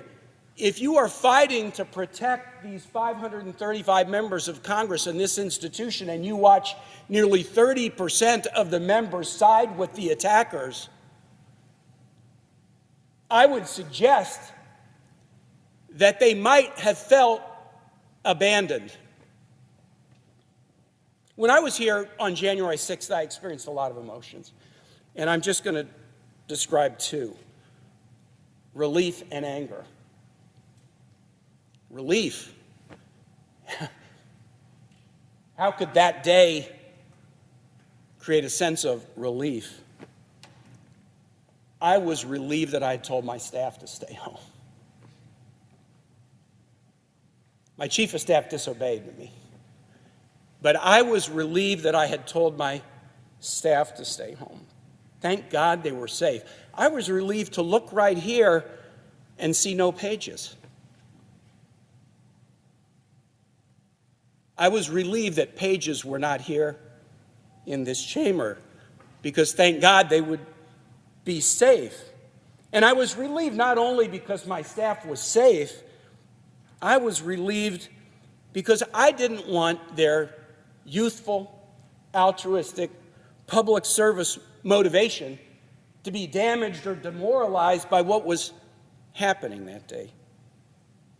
I expressed this to my staff this morning. I sent a note to them and I said, in the middle of all these emotions, I was relieved that you weren't here, that I told you to stay home so you wouldn't be in danger like so many were. But I don't want you to be demoralized by what happened. And I had a staff member come to me right before I came to the floor and said, January 6th didn't demoralize me, it energized me. Thank God for that. The second emotion that was so powerful in me, and even so powerful that I couldn't quite understand it, was anger.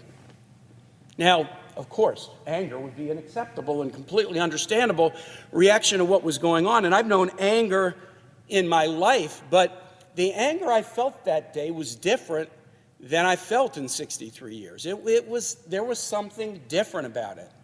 And it took me months to figure it out. Was it just the physical attack? Was it that friends and staff and other people were in danger? Yeah, that was all part of it. It took me months to figure out exactly why I was so angry. And then I had an epiphany. No one in my life had ever tried to disenfranchise me. I'm a white male born in 1958. I'm a civil rights lawyer in the capital of the Confederacy, fighting for voting rights for all kinds of people. Of course, voting rights were important.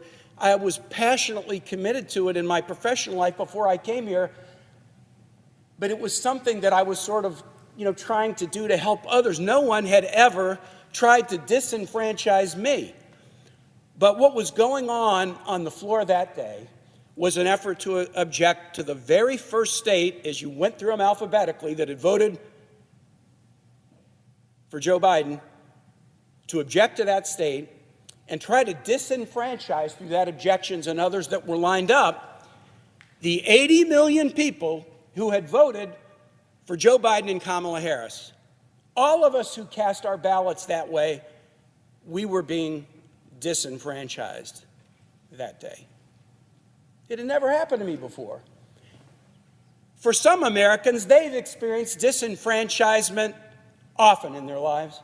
Some Americans have experienced disenfranchisement during their whole lives. Some Americans have experienced disenfranchisement not for 4 hours, but for 4 centuries. It had never happened to me.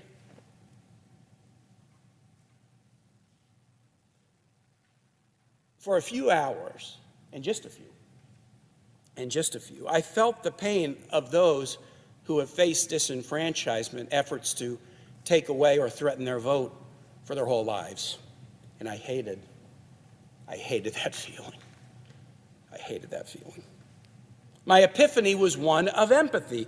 So this is how it feels when others scheme to take your vote, when they try to exclude you, when they try to say you don't count. This is how it feels. It hadn't happened to me before, and for a few hours, it did. The next morning, I walked into the Capitol, and the sun was shining, and the threat to me was past. We had finished the work.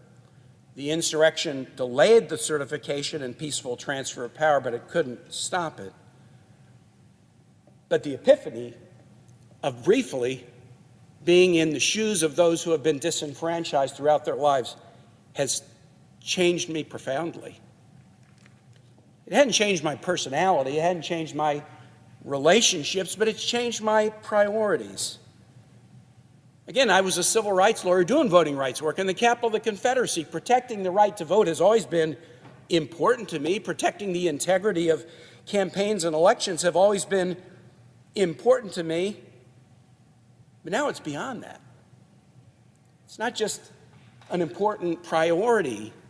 It is an existential necessity that we respond to the mass disenfranchisement effort of January 6th with guaranteeing the franchise, guaranteeing people's right to vote, guaranteeing that when they vote, they can be secure that their vote will be counted, guaranteeing that they can trust the integrity of the officials that will call the outcomes of elections. My epiphany of empathy has put me in the shoes for a few hours of those who've experienced disenfranchisement. And I've concluded that the only response to that has to be a concerted effort to protect voting and protect the democracy that relies upon it. I'll say this and conclude. January 6th will always be remembered as the attack on the Capitol. January 6th will always be the Feast of the Epiphany. January 6th was a day in our history of epiphanies. But what's the purpose of an epiphany? Is it just to kind of see things a new way? I think the purpose of an epiphany is to change your life, is to be surprised. Go and see something that you didn't expect, and then be willing to adjust your life and your priority as proof that you were paying attention. We'll be faced with a most significant decision in the coming days. Having been the 100 senators out of the 2,000 in history that have inhabited this chamber who were here during the attack, Will we understand what happened, absorb that epiphany, and then act to protect people's rights to participate in this democracy? I pray that we will. I pray that we will. I yield the floor, Mr. President.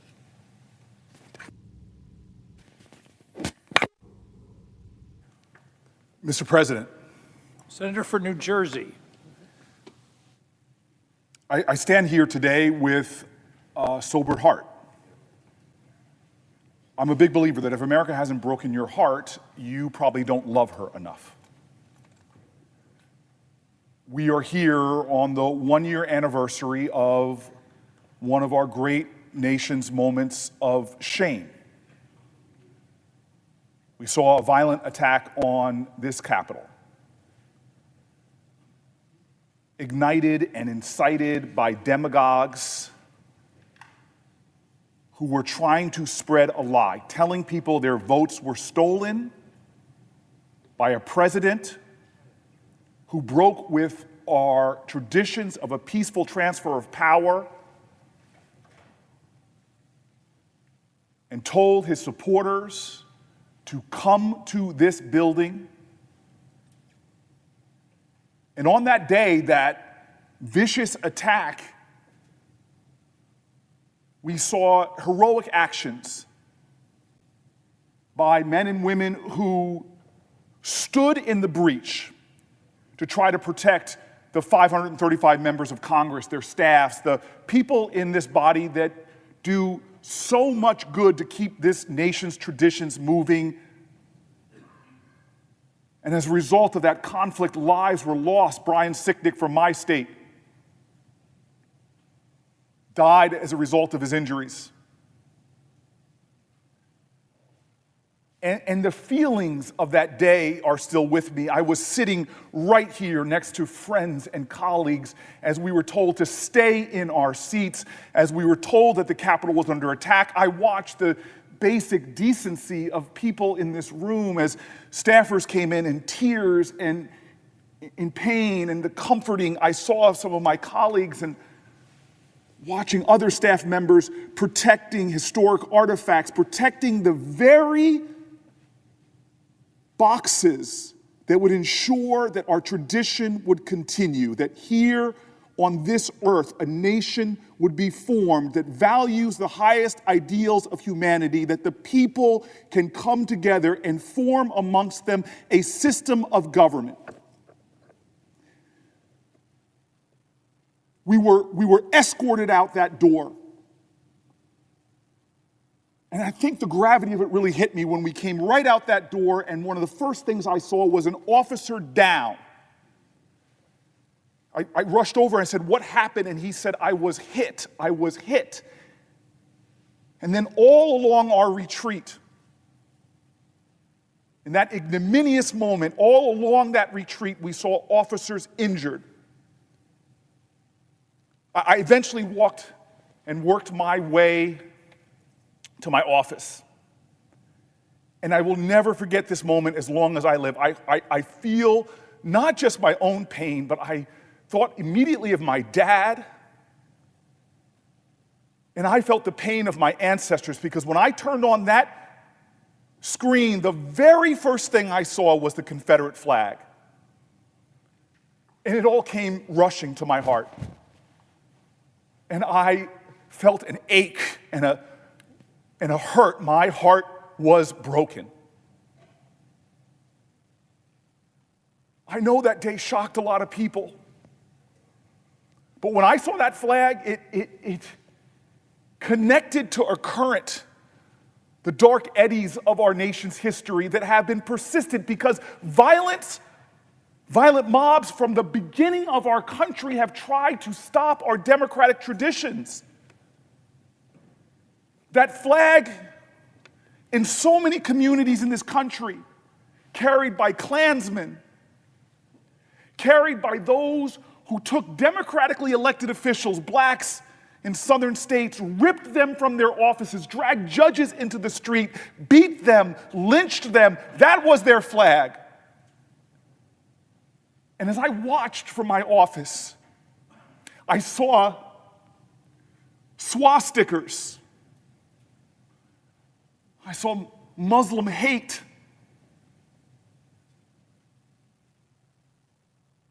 I talked to black officers here. And as they defended the country they loved, they were repeatedly called the N-word over and over again. You can't be surprised. You just can't. As we have always, in every generation, tried to make a more perfect union, this is part of that story of people who want to stop the march of democracy. You think that the suffrage movement didn't face violence? It did. As people tried to intimidate and beat and stop the equal franchise. You think the civil rights movement didn't face violence? How many martyrs' names do we know? People who were shot down and killed because they did not want them to have equal representation. Why did I ache for my ancestors? Because those were the stories of my grandparents. Those were the stories of my father, of the fear and the intimidation of just trying to exercise your franchise. Why are we surprised by demagoguery and hate in our nation? It is a part of our story, but the greatness of our country is not that that existed, but the good people who have come together in every generation and said, not on our watch, we are better than this. We will pull together out of the great, vast diversity of our nation a rainbow coalition of people dedicated not to a race or a religion, but to a national ideal. I am here as a senator, the fourth black person ever elected popularly in our nation's history. I am here because white folks and black folks and Asian folks and all Americans didn't just hope for a better democracy, didn't just condemn violence. They worked to preserve and protect and advance our nation. And what are we doing now?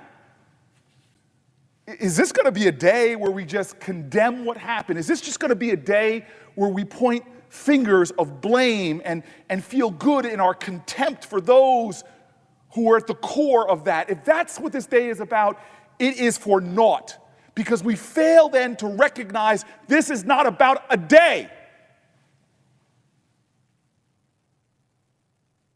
This was not one day. It was not one moment. It is a part of our story. And the threads continue. How can we be blind to the violence that continues since that day? Threats on federal judges. We had a federal judge's family shot and killed in my state. They're up 300-400%. Threats on members of this body, threats on all 505 Congress people are up around twofold. You think this is about a day when election officials, nonpartisan people all across this country now are seeing threats?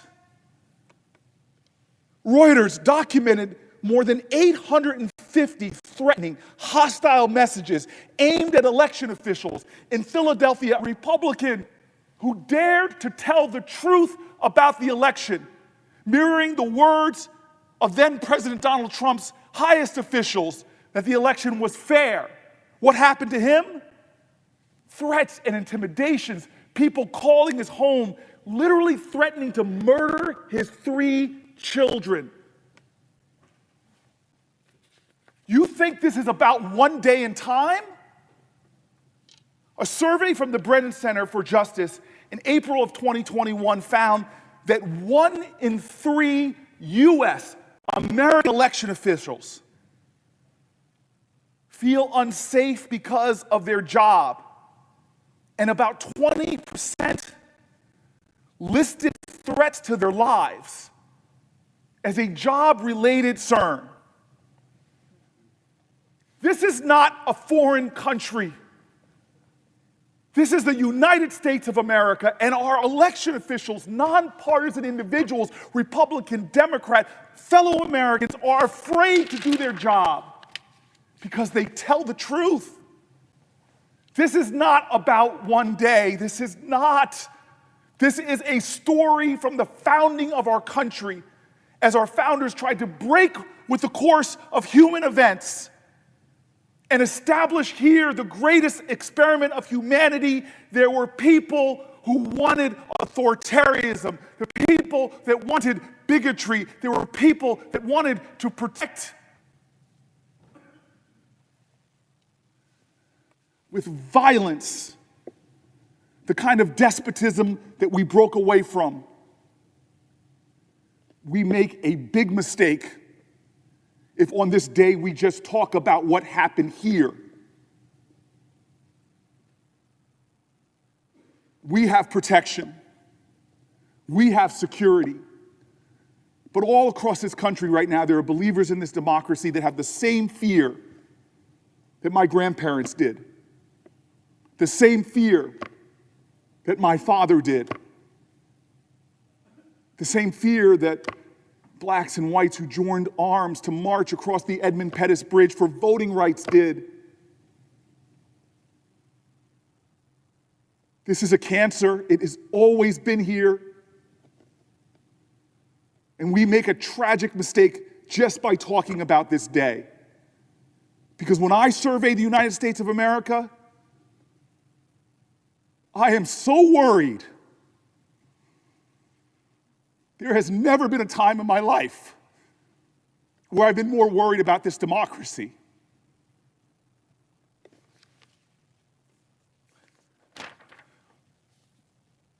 I grew up with stories of family members who talked about the preciousness of what it is to vote. They loved the heroes of John F. Kennedy and Medgar Evers and these people who fought for them from all backgrounds. My parents taught me to love people, Jewish people who, like Abraham Joshua Heschel and Joachim Prince, people who knew that in America, if you just fight for your own rights, who are you? This is a nation where we know we're all in this. But I stand here today to tell you, why aren't we talking about the fact that in states right now, laws are being passed specifically designed to disenfranchise people? Don't take my word for it. The year I came to this body, in 2013, a federal judge in North Carolina looked at that voting law and said it was designed with surgical-like precision to disenfranchise black Americans. But I don't need to go back to 2013 to see reason for us all to be concerned. When early voting started in the fall of 2020 in Georgia, some voters had to wait up to 10 hours to vote in 6 metro areas in Georgia County, 6 metro areas at polling places where minorities constituted more than 90% of active registered voters. The average wait time in the evening for those black communities was 51 minutes. When whites comprised 90%, in those communities, the average wait time was 6 minutes. Think about this for a second. Are we satisfied with a democracy that in some communities says the black communities will have to wait 8 times longer to vote? Is that what we mean, equal justice under the law? Is that what we mean when we look at our flag and say liberty and justice for all?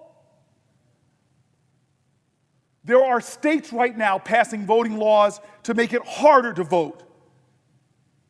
And what happens when a working mom with 3 kids shows up and the line is an hour late or 2 hours late? What does she do?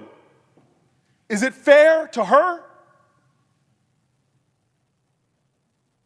And then they go as far in Georgia to say that person that does want to wait, that brings a folding chair and sits there for 2 and 3 and 4 hours, they make it illegal.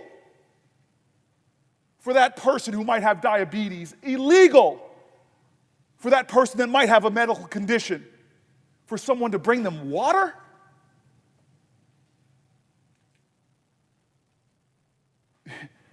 I'm sorry, I grew up, and I confess it on the Senate floor, with the naive belief that the stories of my father, the stories of my grandparents were history. That we wouldn't live in a country where black people are waiting 8, 9 times the weight of white people. That in some communities the wait would be 5, 6, 7 hours, a day's work in families that can't afford to give up a day's work. You think this was about a day? I tell you it's about the cancer in our democracy that has been here from its start.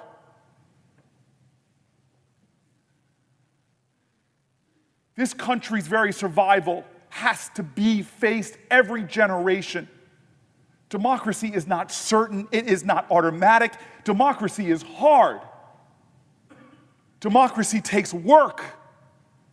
Democracy takes sacrifice. But as we sit here now, in dozens of states, laws are being passed that disproportionately impact the disabled, that disproportionately impact Native Americans, that disproportionately impact people of color. And so when I go back to the Confederate flag I saw waving just feet from where we stand right now, a flag that got so much currency during the black backlash after Reconstruction, that got so much currency during the backlash after Brown v. Board of Education.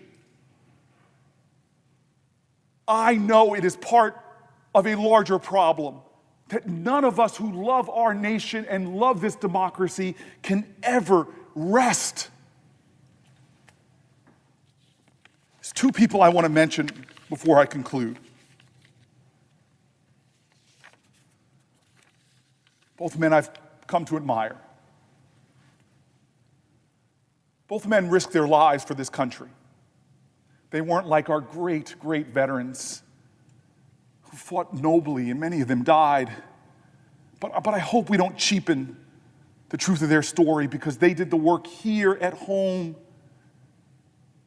evidencing our highest values when our founders wrote in the Declaration of Independence, we must mutually pledge our lives, our fortunes, and our sacred honor.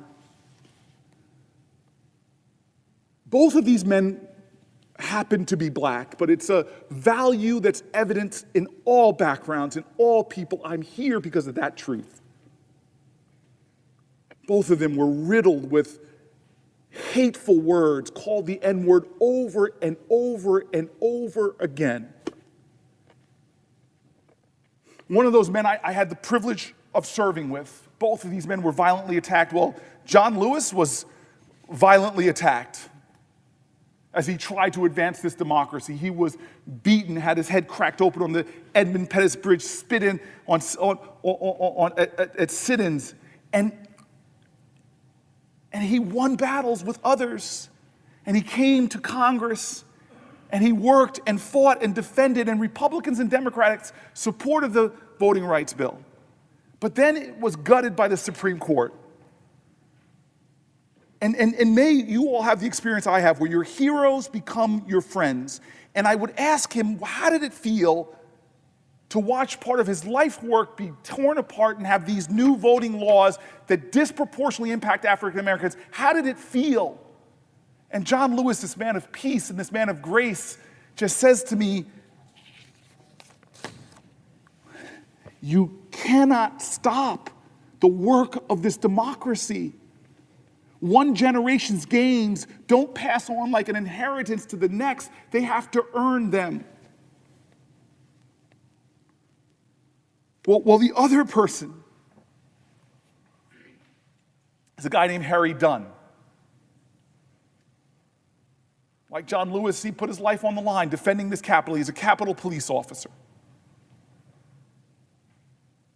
And when I read and saw his interviews, after battling to save our lives against a mob incited by a demagogic president, he is sitting under the rotunda and turns to another person after being called the N-word over and over again and says simply, "Is this America?"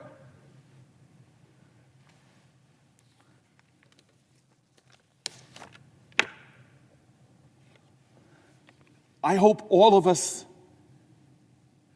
see that we have a responsibility to answer that question. The John Lewis Voting Act, the Freedom to Vote Act, will be part of the answer to that question. Whether a little black boy and a little black girl and a little white girl and a little white boy who go to vote with their parents can see an equal voting opportunity, that is going to be an answer to that question.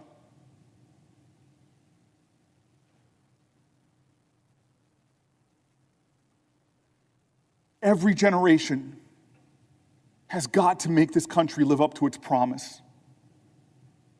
We are losing ground, and it didn't start on January 6th of last year. I end with an answer, an inadequate answer, to Officer Dunn. In a poem I learned from my parents, in a poem I shared an affection for with John Lewis, that calls upon every American not to point fingers of blame to others, but accept a responsibility, not just to be satisfied in your contempt for some, but rise up as a force of light and love for all.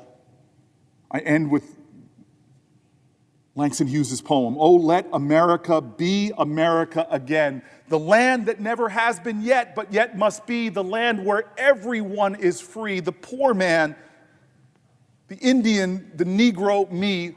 Who made America? Whose faith and pain, whose hand at the foundry, whose plow in the rain, must make this mighty dream live again. Oh, yes, I say it plain, America never was America to me, and yet I swear this oath, America will be." I yield the floor.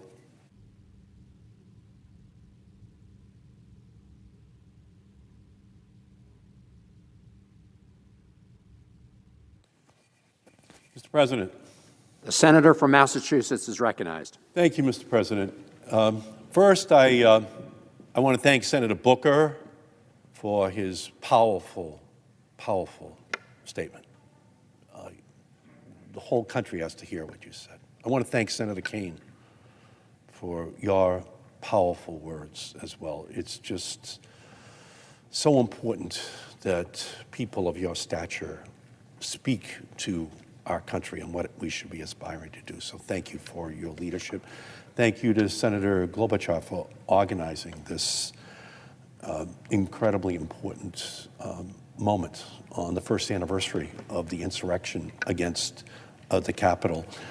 1 year ago, my colleagues and I started the day in this chamber ready to ratify the Electoral College votes and declare Joe Biden the next president of the United States. Instead, members of Congress were forced to take shelter under their desks and under gallery benches, place gas masks over their heads, pray that they would make it home to their families that day.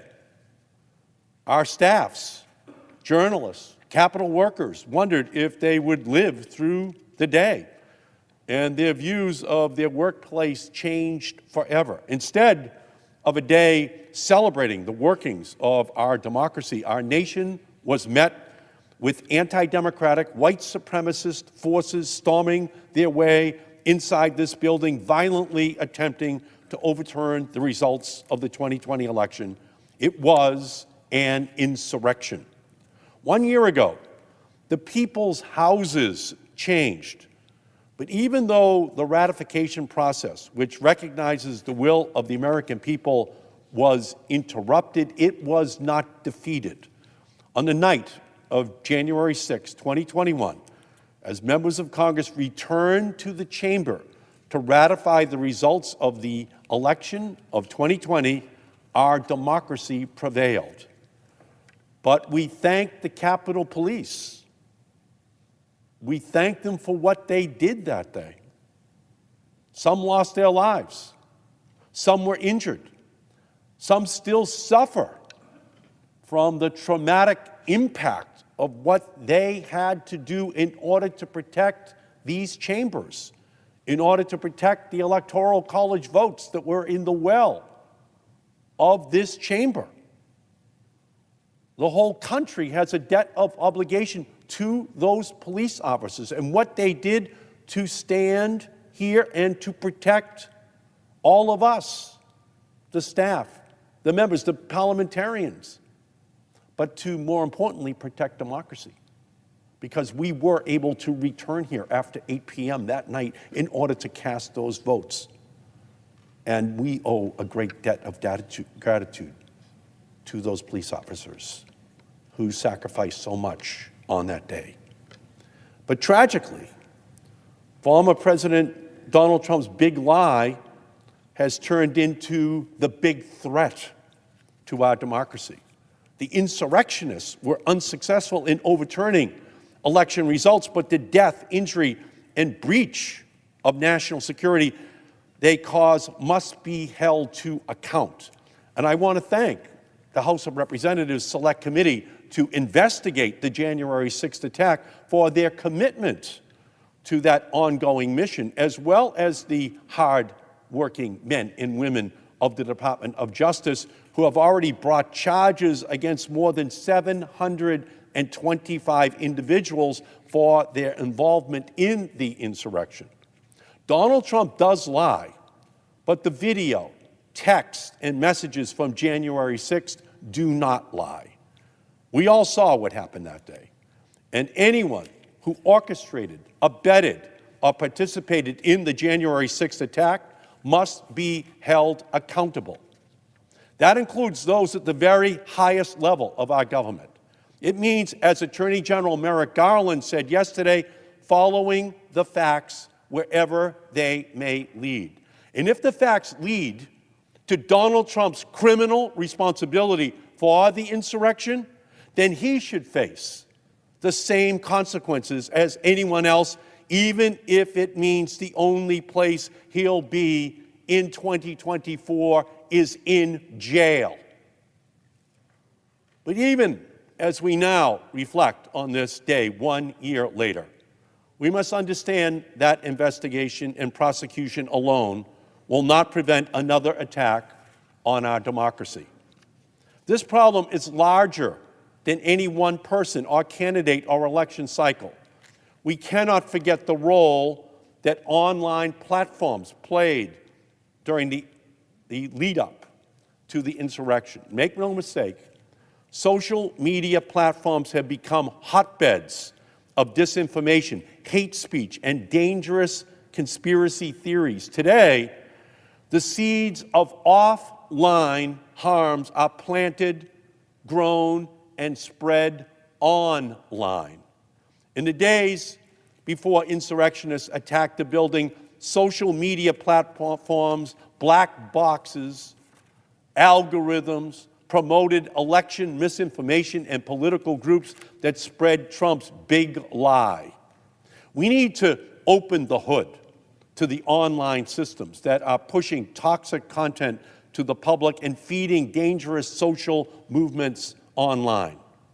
But the January 6th mob was fueled not only by the big lie, but the global rise of authoritarian and nationalist movements that reject the basic principles of American democracy, equality, freedom, and the peaceful transfer of power.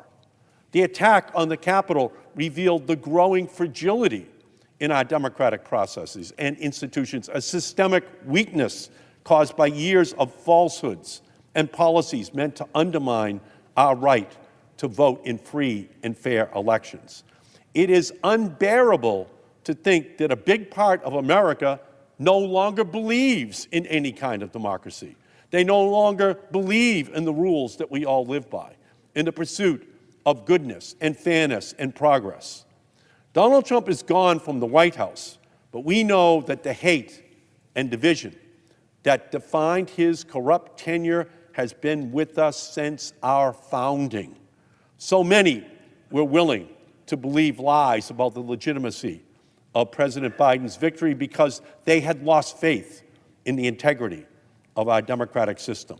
Some were even willing to engage in horrific violence because they believed elections could be stolen.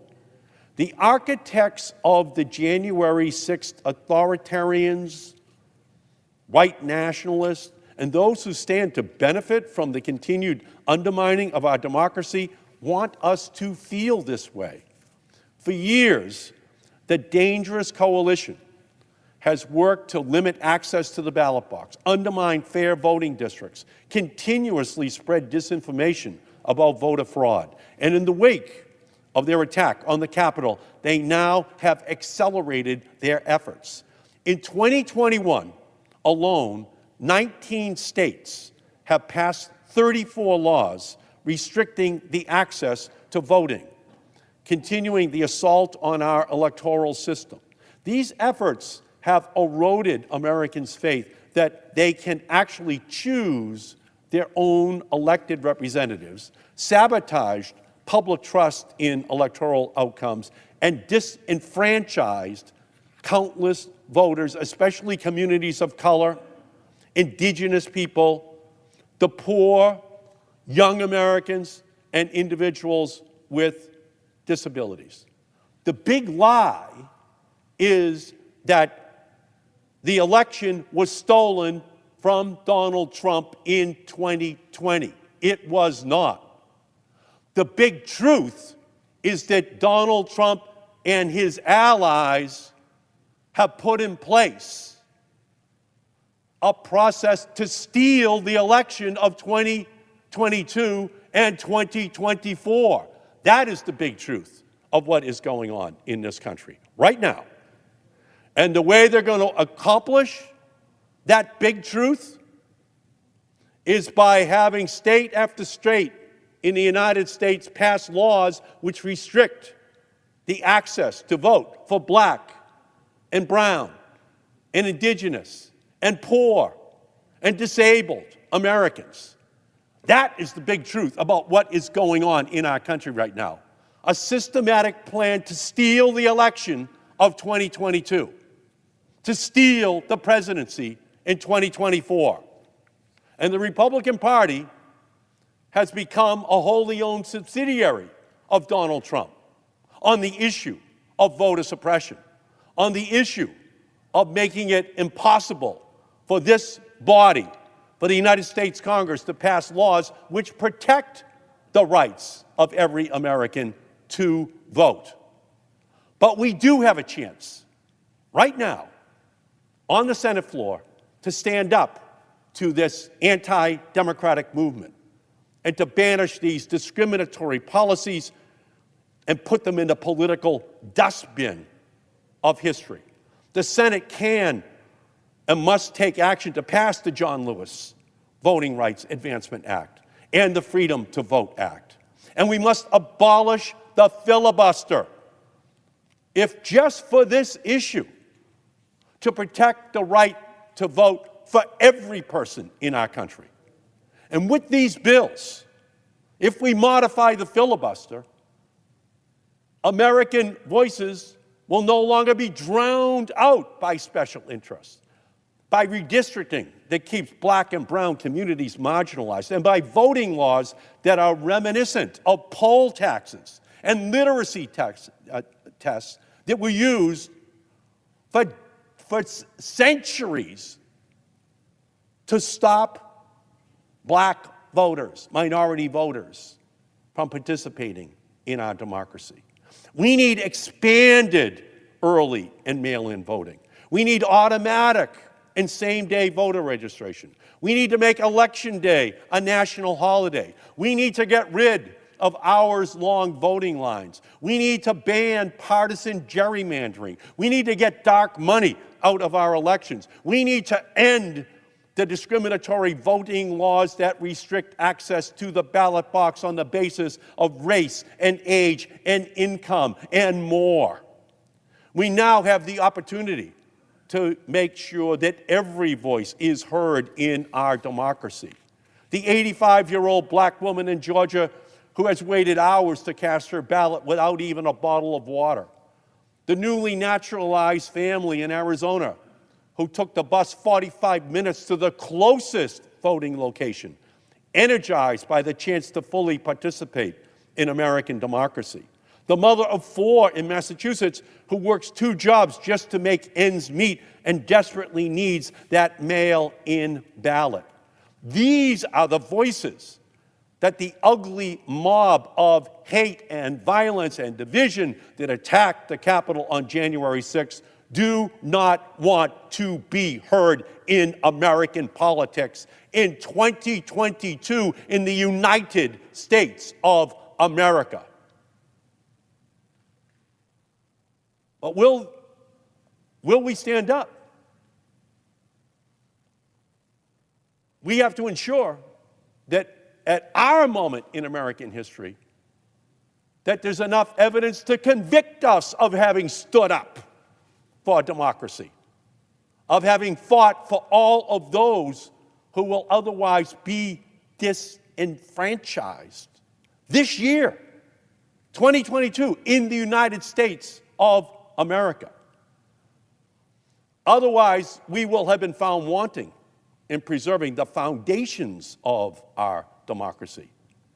That we will have fixed this broken system of government that is being dismantled by Republicans across this country, state after state, with Republicans here in Washington unwilling to cast a single vote. Not one Republican willing to stand up and say, we must pass laws to protect against what's happening in state after state to suppress the votes of black and brown and disabled and poor and indigenous Americans. With the John Lewis Voting Rights Advancement Act and the Freedom to Vote Act, we will not only guarantee that all Americans can exercise their right to vote in free and fair elections, we can also counter the distrust and the disenchantment that the insurrectionists exploited on January 6th. These reforms can restore Americans' faith in the peaceful transfer of power and prevent another attempt at insurrection by ensuring we have a government that is truly of, by, and for the American people. 1 year after the attack on the Capitol, we understand how fragile our democracy is and that the fight to protect it requires vigilance and clear-eyed determination. The very least we can offer the American people, all American people, on this day is our commitment to protect their right to vote. Former Attorney General Ramsey Clark, who helped draft the original Voting Rights Act in 1965, once said, "A right is not what someone gives you, it's what no one can take from you." Let us pass this historic legislation so that no one can take the fundamental right to vote away from those who rightfully have it today. The job of building and protecting a healthy and strong democracy is the sacred duty of this institution. The fate of the United States depends on us doing our jobs. May this day, January 6th, always remind us that we must never give up that fight. And here in 2022, let us win this fight on the floor of the United States Senate to protect the right to vote for every American, regardless of the state they live in, regardless of their color, their religion, their country of origin. That is our historic responsibility. God help the Senate if it does not respond to this historic challenge. I yield back, Mr. President. President. The senator from Oregon is recognized. Before he leaves, I want to thank my colleague from Massachusetts. We have worked often together on these democracy issues, and I look forward to doing that in the days ahead.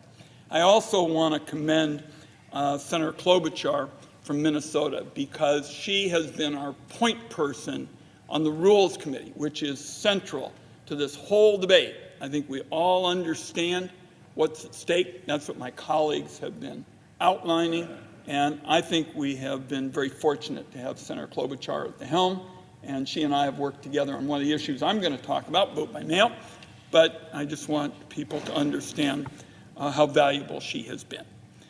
Mr. President and colleagues, a year ago today, not far from where we stand this afternoon, domestic terrorists tried to beat our democracy to the ground. They might have been successful were it not for the police officers who defended our democracy as they were viciously attacked and beaten.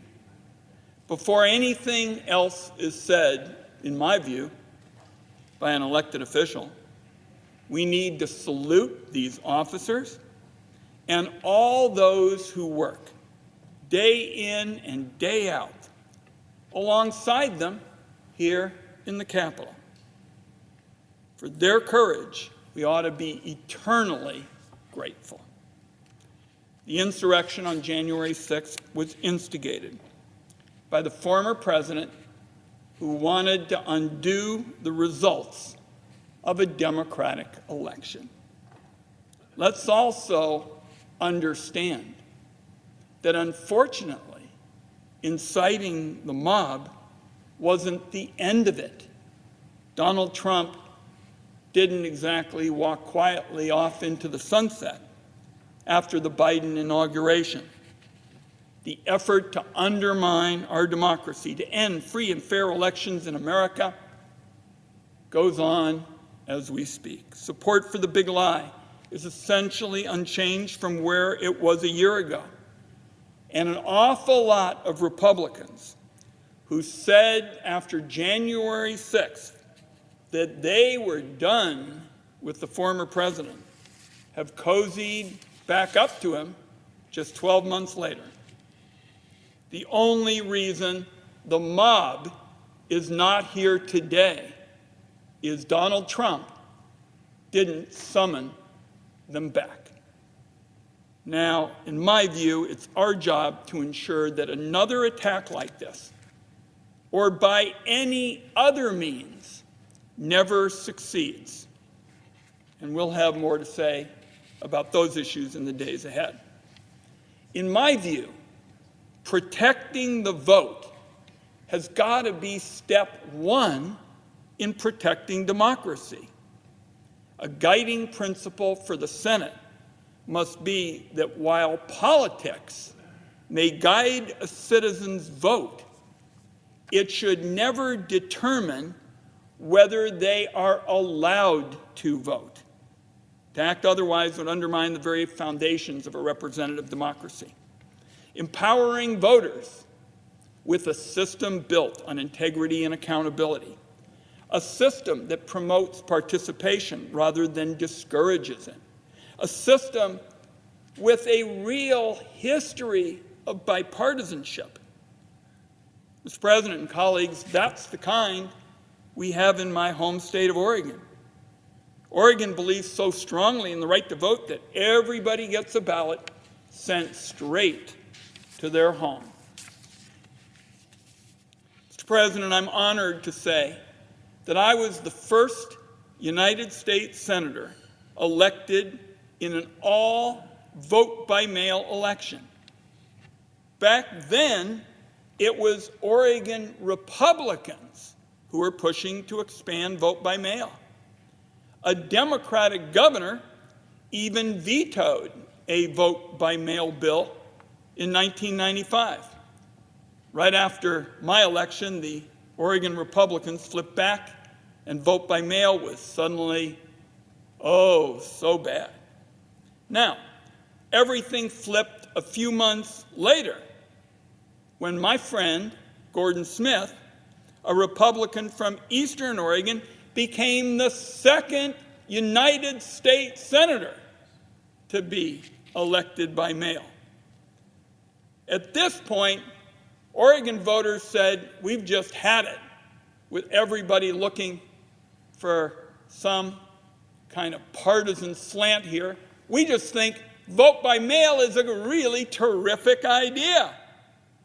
And they went out to vote at a ballot measure, and they chose to make Oregon's elections all vote by mail, passing it with 70% of the vote in 1998.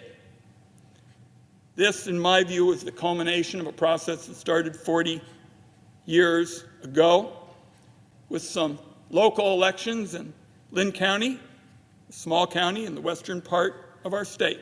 It grew and grew from there.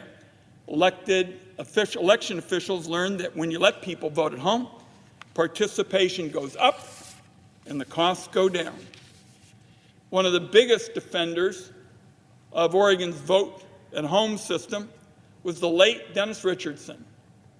He was our Secretary of State, and by his characterization, he was about as conservative a Republican as you could get. But when the Trump era came along and people criticized our elections and said, oh, there's all this fraud, they were just spouting lies about it, Dennis Richardson, the late Dennis Richardson, stood up and said, I'm a conservative Republican. They're wrong. They're wrong in what they're saying about Oregon. And he even wrote to Donald Trump in 2017, and I quote, we're confident that voter fraud in last November's election didn't occur in Oregon.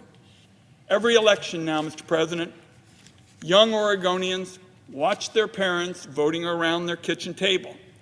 And it's a real inspiration to the next generation to make sure they're committed voters. Voting at home gives you the opportunity to be more informed. If there is a particular measure, an initiative, or a race that you haven't researched, you get time to look into the options. When you're done, your ballot goes into a security envelope, you sign the outside, and off it goes.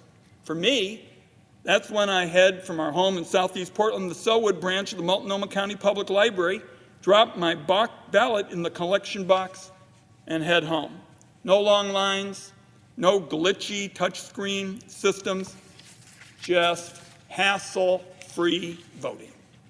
A recent analysis in the Election Law Journal said that of all 50 states, voting is easiest in Oregon. And Senator Klobuchar, I've heard colleagues go back and forth to say who's number one in participation and who's number one in all of these aspects. And I think, like a number of other states, we're all kind of competing for the highest turnout rates. We get some of the highest in the country. We've been a leader in terms of increasing turnout among Black and Latino voters. Voter registration is automatic. It's like as easy as a trip to the Department of Motor Vehicles. For myself, and Senator Klobuchar and I have talked about this so often over the years, I have been proposing legislation to have universal at-home voting since 2002. That's what my Vote at Home Act would do. It would give every American the right to vote the Oregon way, the vote that my neighbors and I can do. I will say here on the Senate floor, I guarantee that you do it the Oregon way, it will be a nationwide hit immediately. Letting people vote at home is also the best defense against some of the really horrendous methods of suppressing the vote. For example, what we've seen over the last few years, state and local governments shutting polling places, particularly ones that serve Black and Latino voters. What unforgivable actions. These days, in some areas, Republicans are making it illegal to give food and water to people standing in line to vote. Shouldn't be a test of physical stamina to be able to vote. Nobody should have to wonder if they'll be able to vote if they step out of line, go to a bathroom. Nobody should have to sacrifice an entire day to participate in this incredible democratic system that is America. That's why I proposed the People Over Long Lines Act, called the Poll Act. The bill says state governments have to guarantee that everybody who votes in person can do so within 30 minutes. Anybody who's forced to wait longer has a legal action they can bring. If they sue and win, it's $50 for waiting longer than 30 minutes, $50 more for every hour after that. A free bit of advice to states, get ready. Make sure people don't have to wait in lines. One of the best ways to make sure they don't have to wait in lines is to let them vote at home.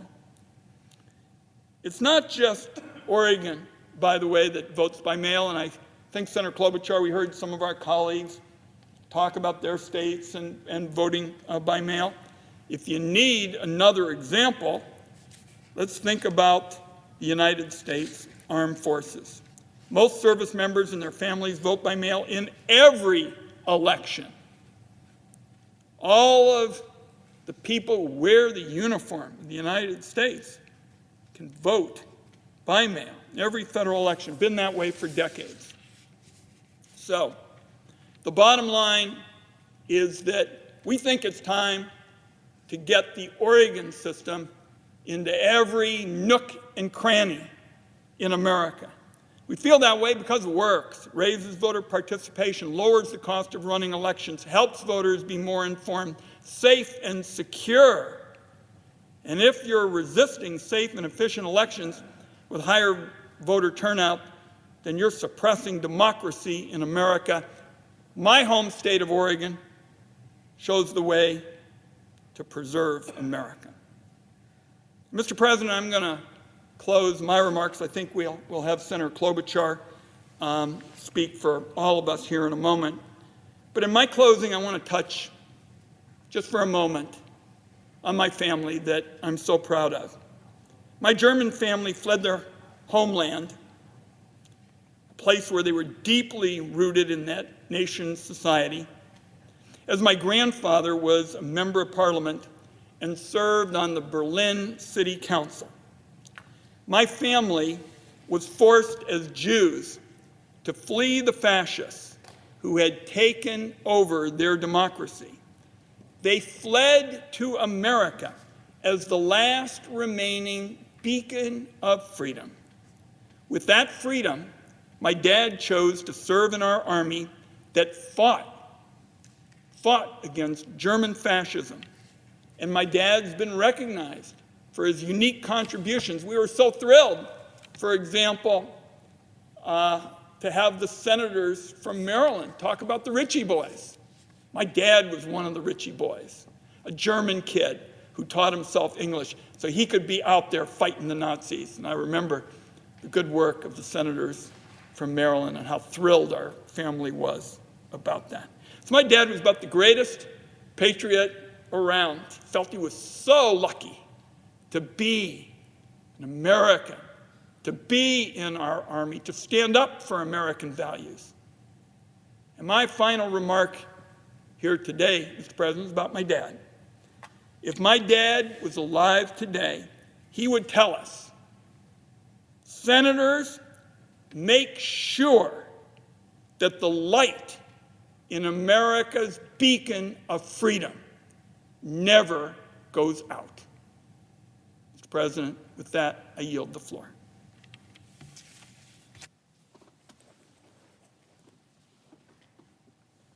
Thank you very much, Mr. President, and thank you to the Senator from Oregon. We have had a day of tributes to those that work in the Capitol, those that protected us. We have had a day of reflection, and we have had a day of hope as we look to the future for our democracy that we hold with such care. I want to thank the staff that was there that day. And for those of you, I'm looking at the pages, who are new in the Senate, over the next few weeks, it's worth talking to one of the staff members who was here that day to hear their stories, to let them reflect on what happened to them, whether they were people who were assigned to the hallways or the trams or the cafeteria, what happened to them that day. the sergeant at arms, so many employees there that were here that day because this was the day of the peaceful transition of power in this chamber and in the House. The parliamentarian's office, that was those that work there, that was one of the most difficult moments, to walk into their office late in the morning, 4 in the morning, Senator Blunt and myself, when this was all done, after we had done our work with Vice President Pence in the House, we walked around downstairs. It was eerily quiet. There was no one there. And you walk into the rooms and there was glass, people's personal photos in the parliamentarian's office that were cracked, things thrown on the floor, their personal belongings. And you wonder, why'd they go in that office? Was it just a fluke? No. They actually understood where that office was. We later found out they knew exactly that that office was in charge of these electoral ballots and in charge that day of the proceedings and had a special place in our democracy. And they actually knew where that office was and deliberately went into that office and invaded that office.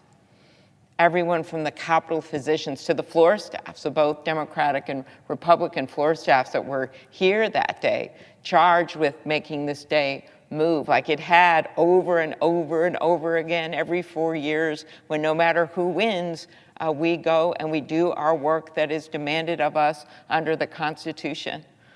I remember 4 years before that, my candidate certainly didn't win in 2016, but we went and we did our job.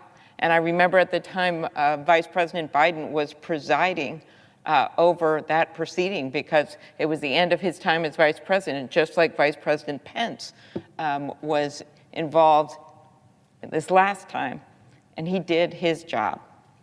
I think about what the senators have talked about today, and we've heard from so many of our colleagues, Senator Warner and Van Hollen and Kaine, talking about the National Guards of Virginia and Maryland and their police that came in not planned that this was going to happen this day and came in and helped protect the Capitol, and along with National Guards throughout our country, including from my own state of Minnesota, then stayed on for weeks and weeks and months until we could get the security and order in this place.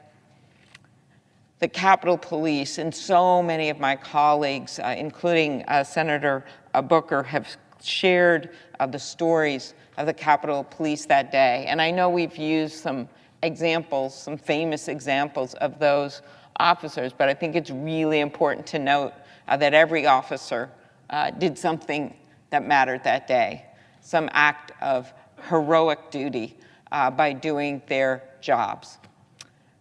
We thank the work that has been done by the staffs of our Rules Committee who are here today, of Senator Blunt and my staff, as well as Homeland Security with Senator Peters and Portman, who immediately took on the task of holding very public hearings about what went wrong on the security side, and then the decisions to hire new leaders for our Sergeant at Arms with Senator Schumer's work on that, as well as the police chief with Chief Major, who testified at length yesterday in a very bipartisan hearing, actually, in the Rules Committee about the changes that have been made, the changes when it comes to equipment, as we may remember that 75% of the officers that day were in plain clothes. Only 25% had riot gear. The horrifying image of the riot gear locked onto a bus that no one could access while the Capitol was being invaded. The lack of a plan, in the words of the police officer broadcast on the police radio, does anyone have a plan? Does anyone have a plan? And sadly, the answer was literally no. That has now changed, as the chief has told us, when events have happened in the last few months in the Capitol, plans in place, operational plans, drills that have been conducted in this Capitol. The lack of resources, which had been demanded in the past, that Senator Leahy and the Appropriations Committee and Senator Shelby have come to the fore and have worked to get them the resources that they need. But the challenges that still remain with the vacancies on the police force, people working double shifts and overtime, and people not being able to take their vacation and be with their families because they're still working to protect our capital, and the police chief's pledge to work to recruit 200 or so more officers in just the next year with retention benefits and all the work that's being done. The other piece of this that we heard a lot about today was accountability. We heard from Senator Durbin and members of the Judiciary Committee and Senator Booker about the need, and Senator Markey, for accountability.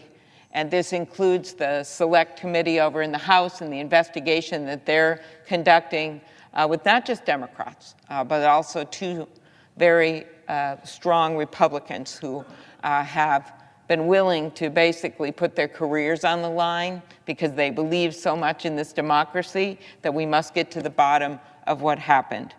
The work going on in the Justice Department, which has now been, as of yesterday, as the Attorney General of the United States described to us, is the biggest investigation in the history of America. Because I don't think people had envisioned that we would have an attack like this, but we did. 244 years of democracy.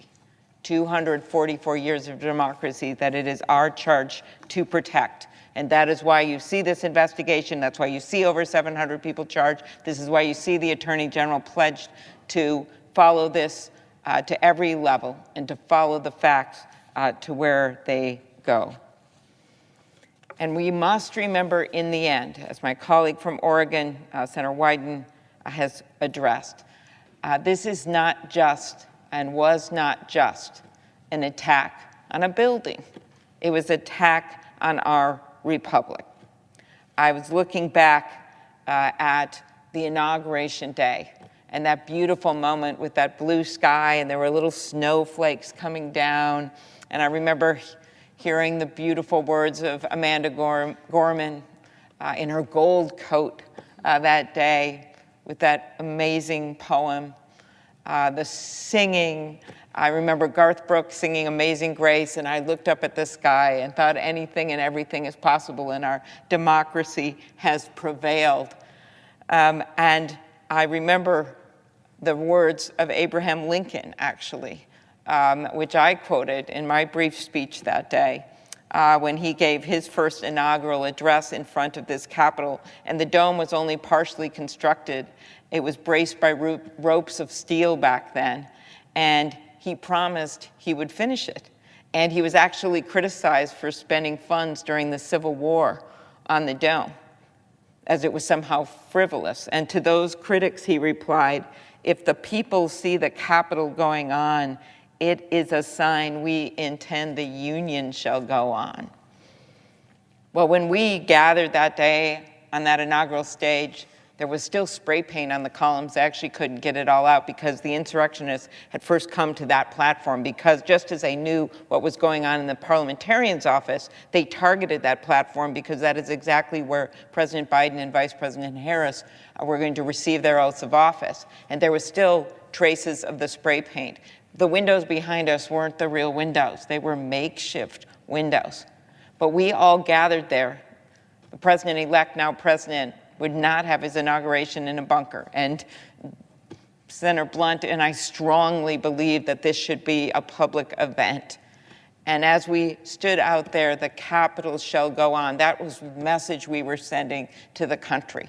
So what does that mean right now, a year later, year of this anniversary, the Capitol shall go on? Yes, it means that we have better security and we do better by our police officers and we have their backs. It means that. And we do better by the staff in this great building. And yes, it means we have accountability for the people that had the audacity to invade this Capitol and take the law into their own hands and commit acts of violence. But the other thing it has to mean a year later is that we carry on that torch of our democracy, as the senator from Oregon explained, that we make sure that our very democracy is protected. And that means guaranteeing that people have the right to vote. And what was not accomplished that day with the bear spray and the bayonets and the flagpoles sadly carried on, because these bills that have been introduced and in so many states passed across the country, over 400 of them passed in many, many states across the country, or proposed, seriously proposed in others, brings us backwards. And it basically says, you know what?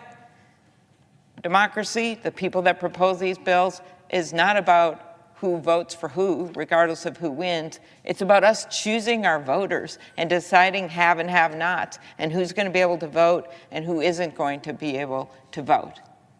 And when you think about what the people of this country will do to preserve that right to vote, I think about those people in Wisconsin with homemade masks and garbage bags standing in the pouring rain at the beginning of the pandemic just to exercise their right to vote.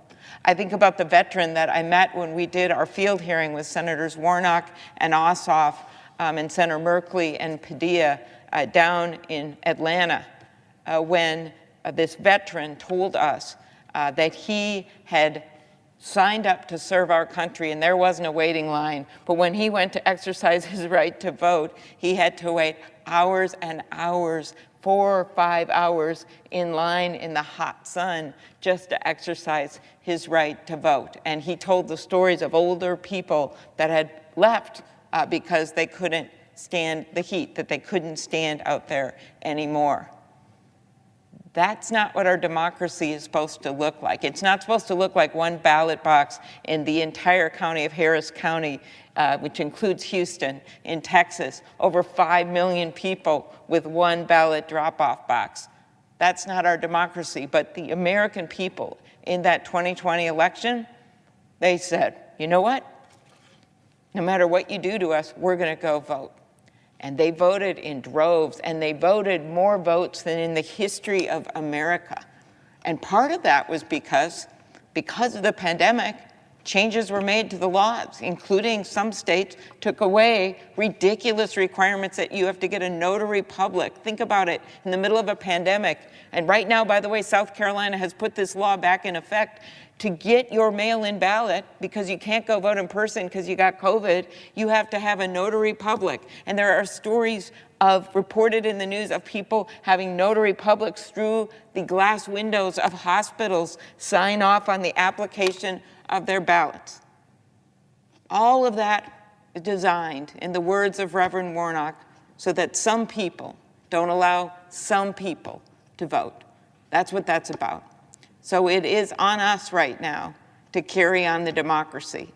And that feeling we had when the leaders of both parties all stood on that inaugural stage, or when we took that last walk, Senator Blunt and Vice President Pence and I, and the 2 young women with the mahogany box with the last of the electoral ballots, that feeling was a good one. And it was a celebration of joy for our country and the peaceful transition of power. And as pointed out in our speeches on the Senate floor right after the insurrection, I remember Senator Shaheen standing right there talking about how the world is watching at our democracy. Well, this is another moment. The world is watching as we see dictators coming into power in other countries around the world, as we see the former president still out there rallying the troops around this big lie that he somehow won the election when every single local election official in this country knows that's not true. This is our moment to stand up to that, because the people are watching, our kids are watching, and their democracy stands in the breach. This is our moment. We must pass the Freedom to Vote Act, and we must uphold our democracy. Thank you, Madam President. I yield the floor.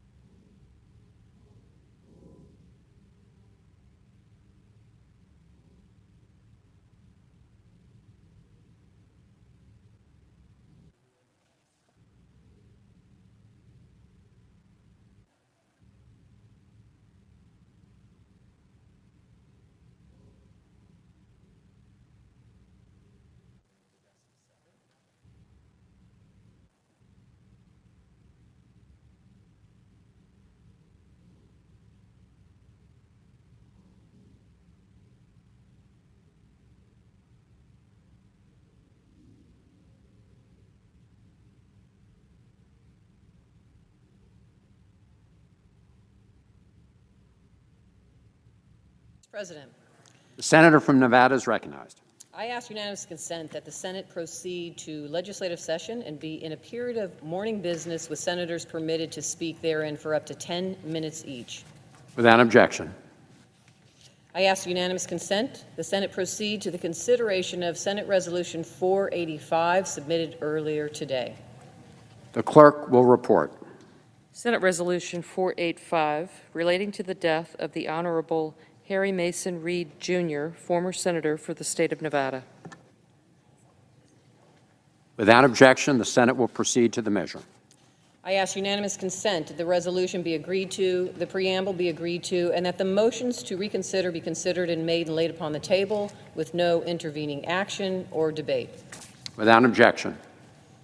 I ask unanimous consent that when the Senate completes its business today, it adjourn until 12 noon Friday, January 7th, that following the prayer and pledge, the morning hour be deemed expired, the journal of proceedings be approved to date, the time for the two leaders be reserved for their use later in the day, and morning business be closed, that upon the conclusion of morning business, the Senate proceed to executive session to resume consideration of the Bose nomination.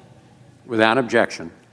If there is no further business to come before the Senate, I ask that it stand adjourned under the previous order, under the provisions of Senate Resolution 485. Under the previous order and pursuant to S. Res. 485, the Senate stands adjourned until 12 noon on Friday, January 7th, 2022, and does so as a further mark of respect to the late Harry Mason Reed, Jr., former senator from Nevada.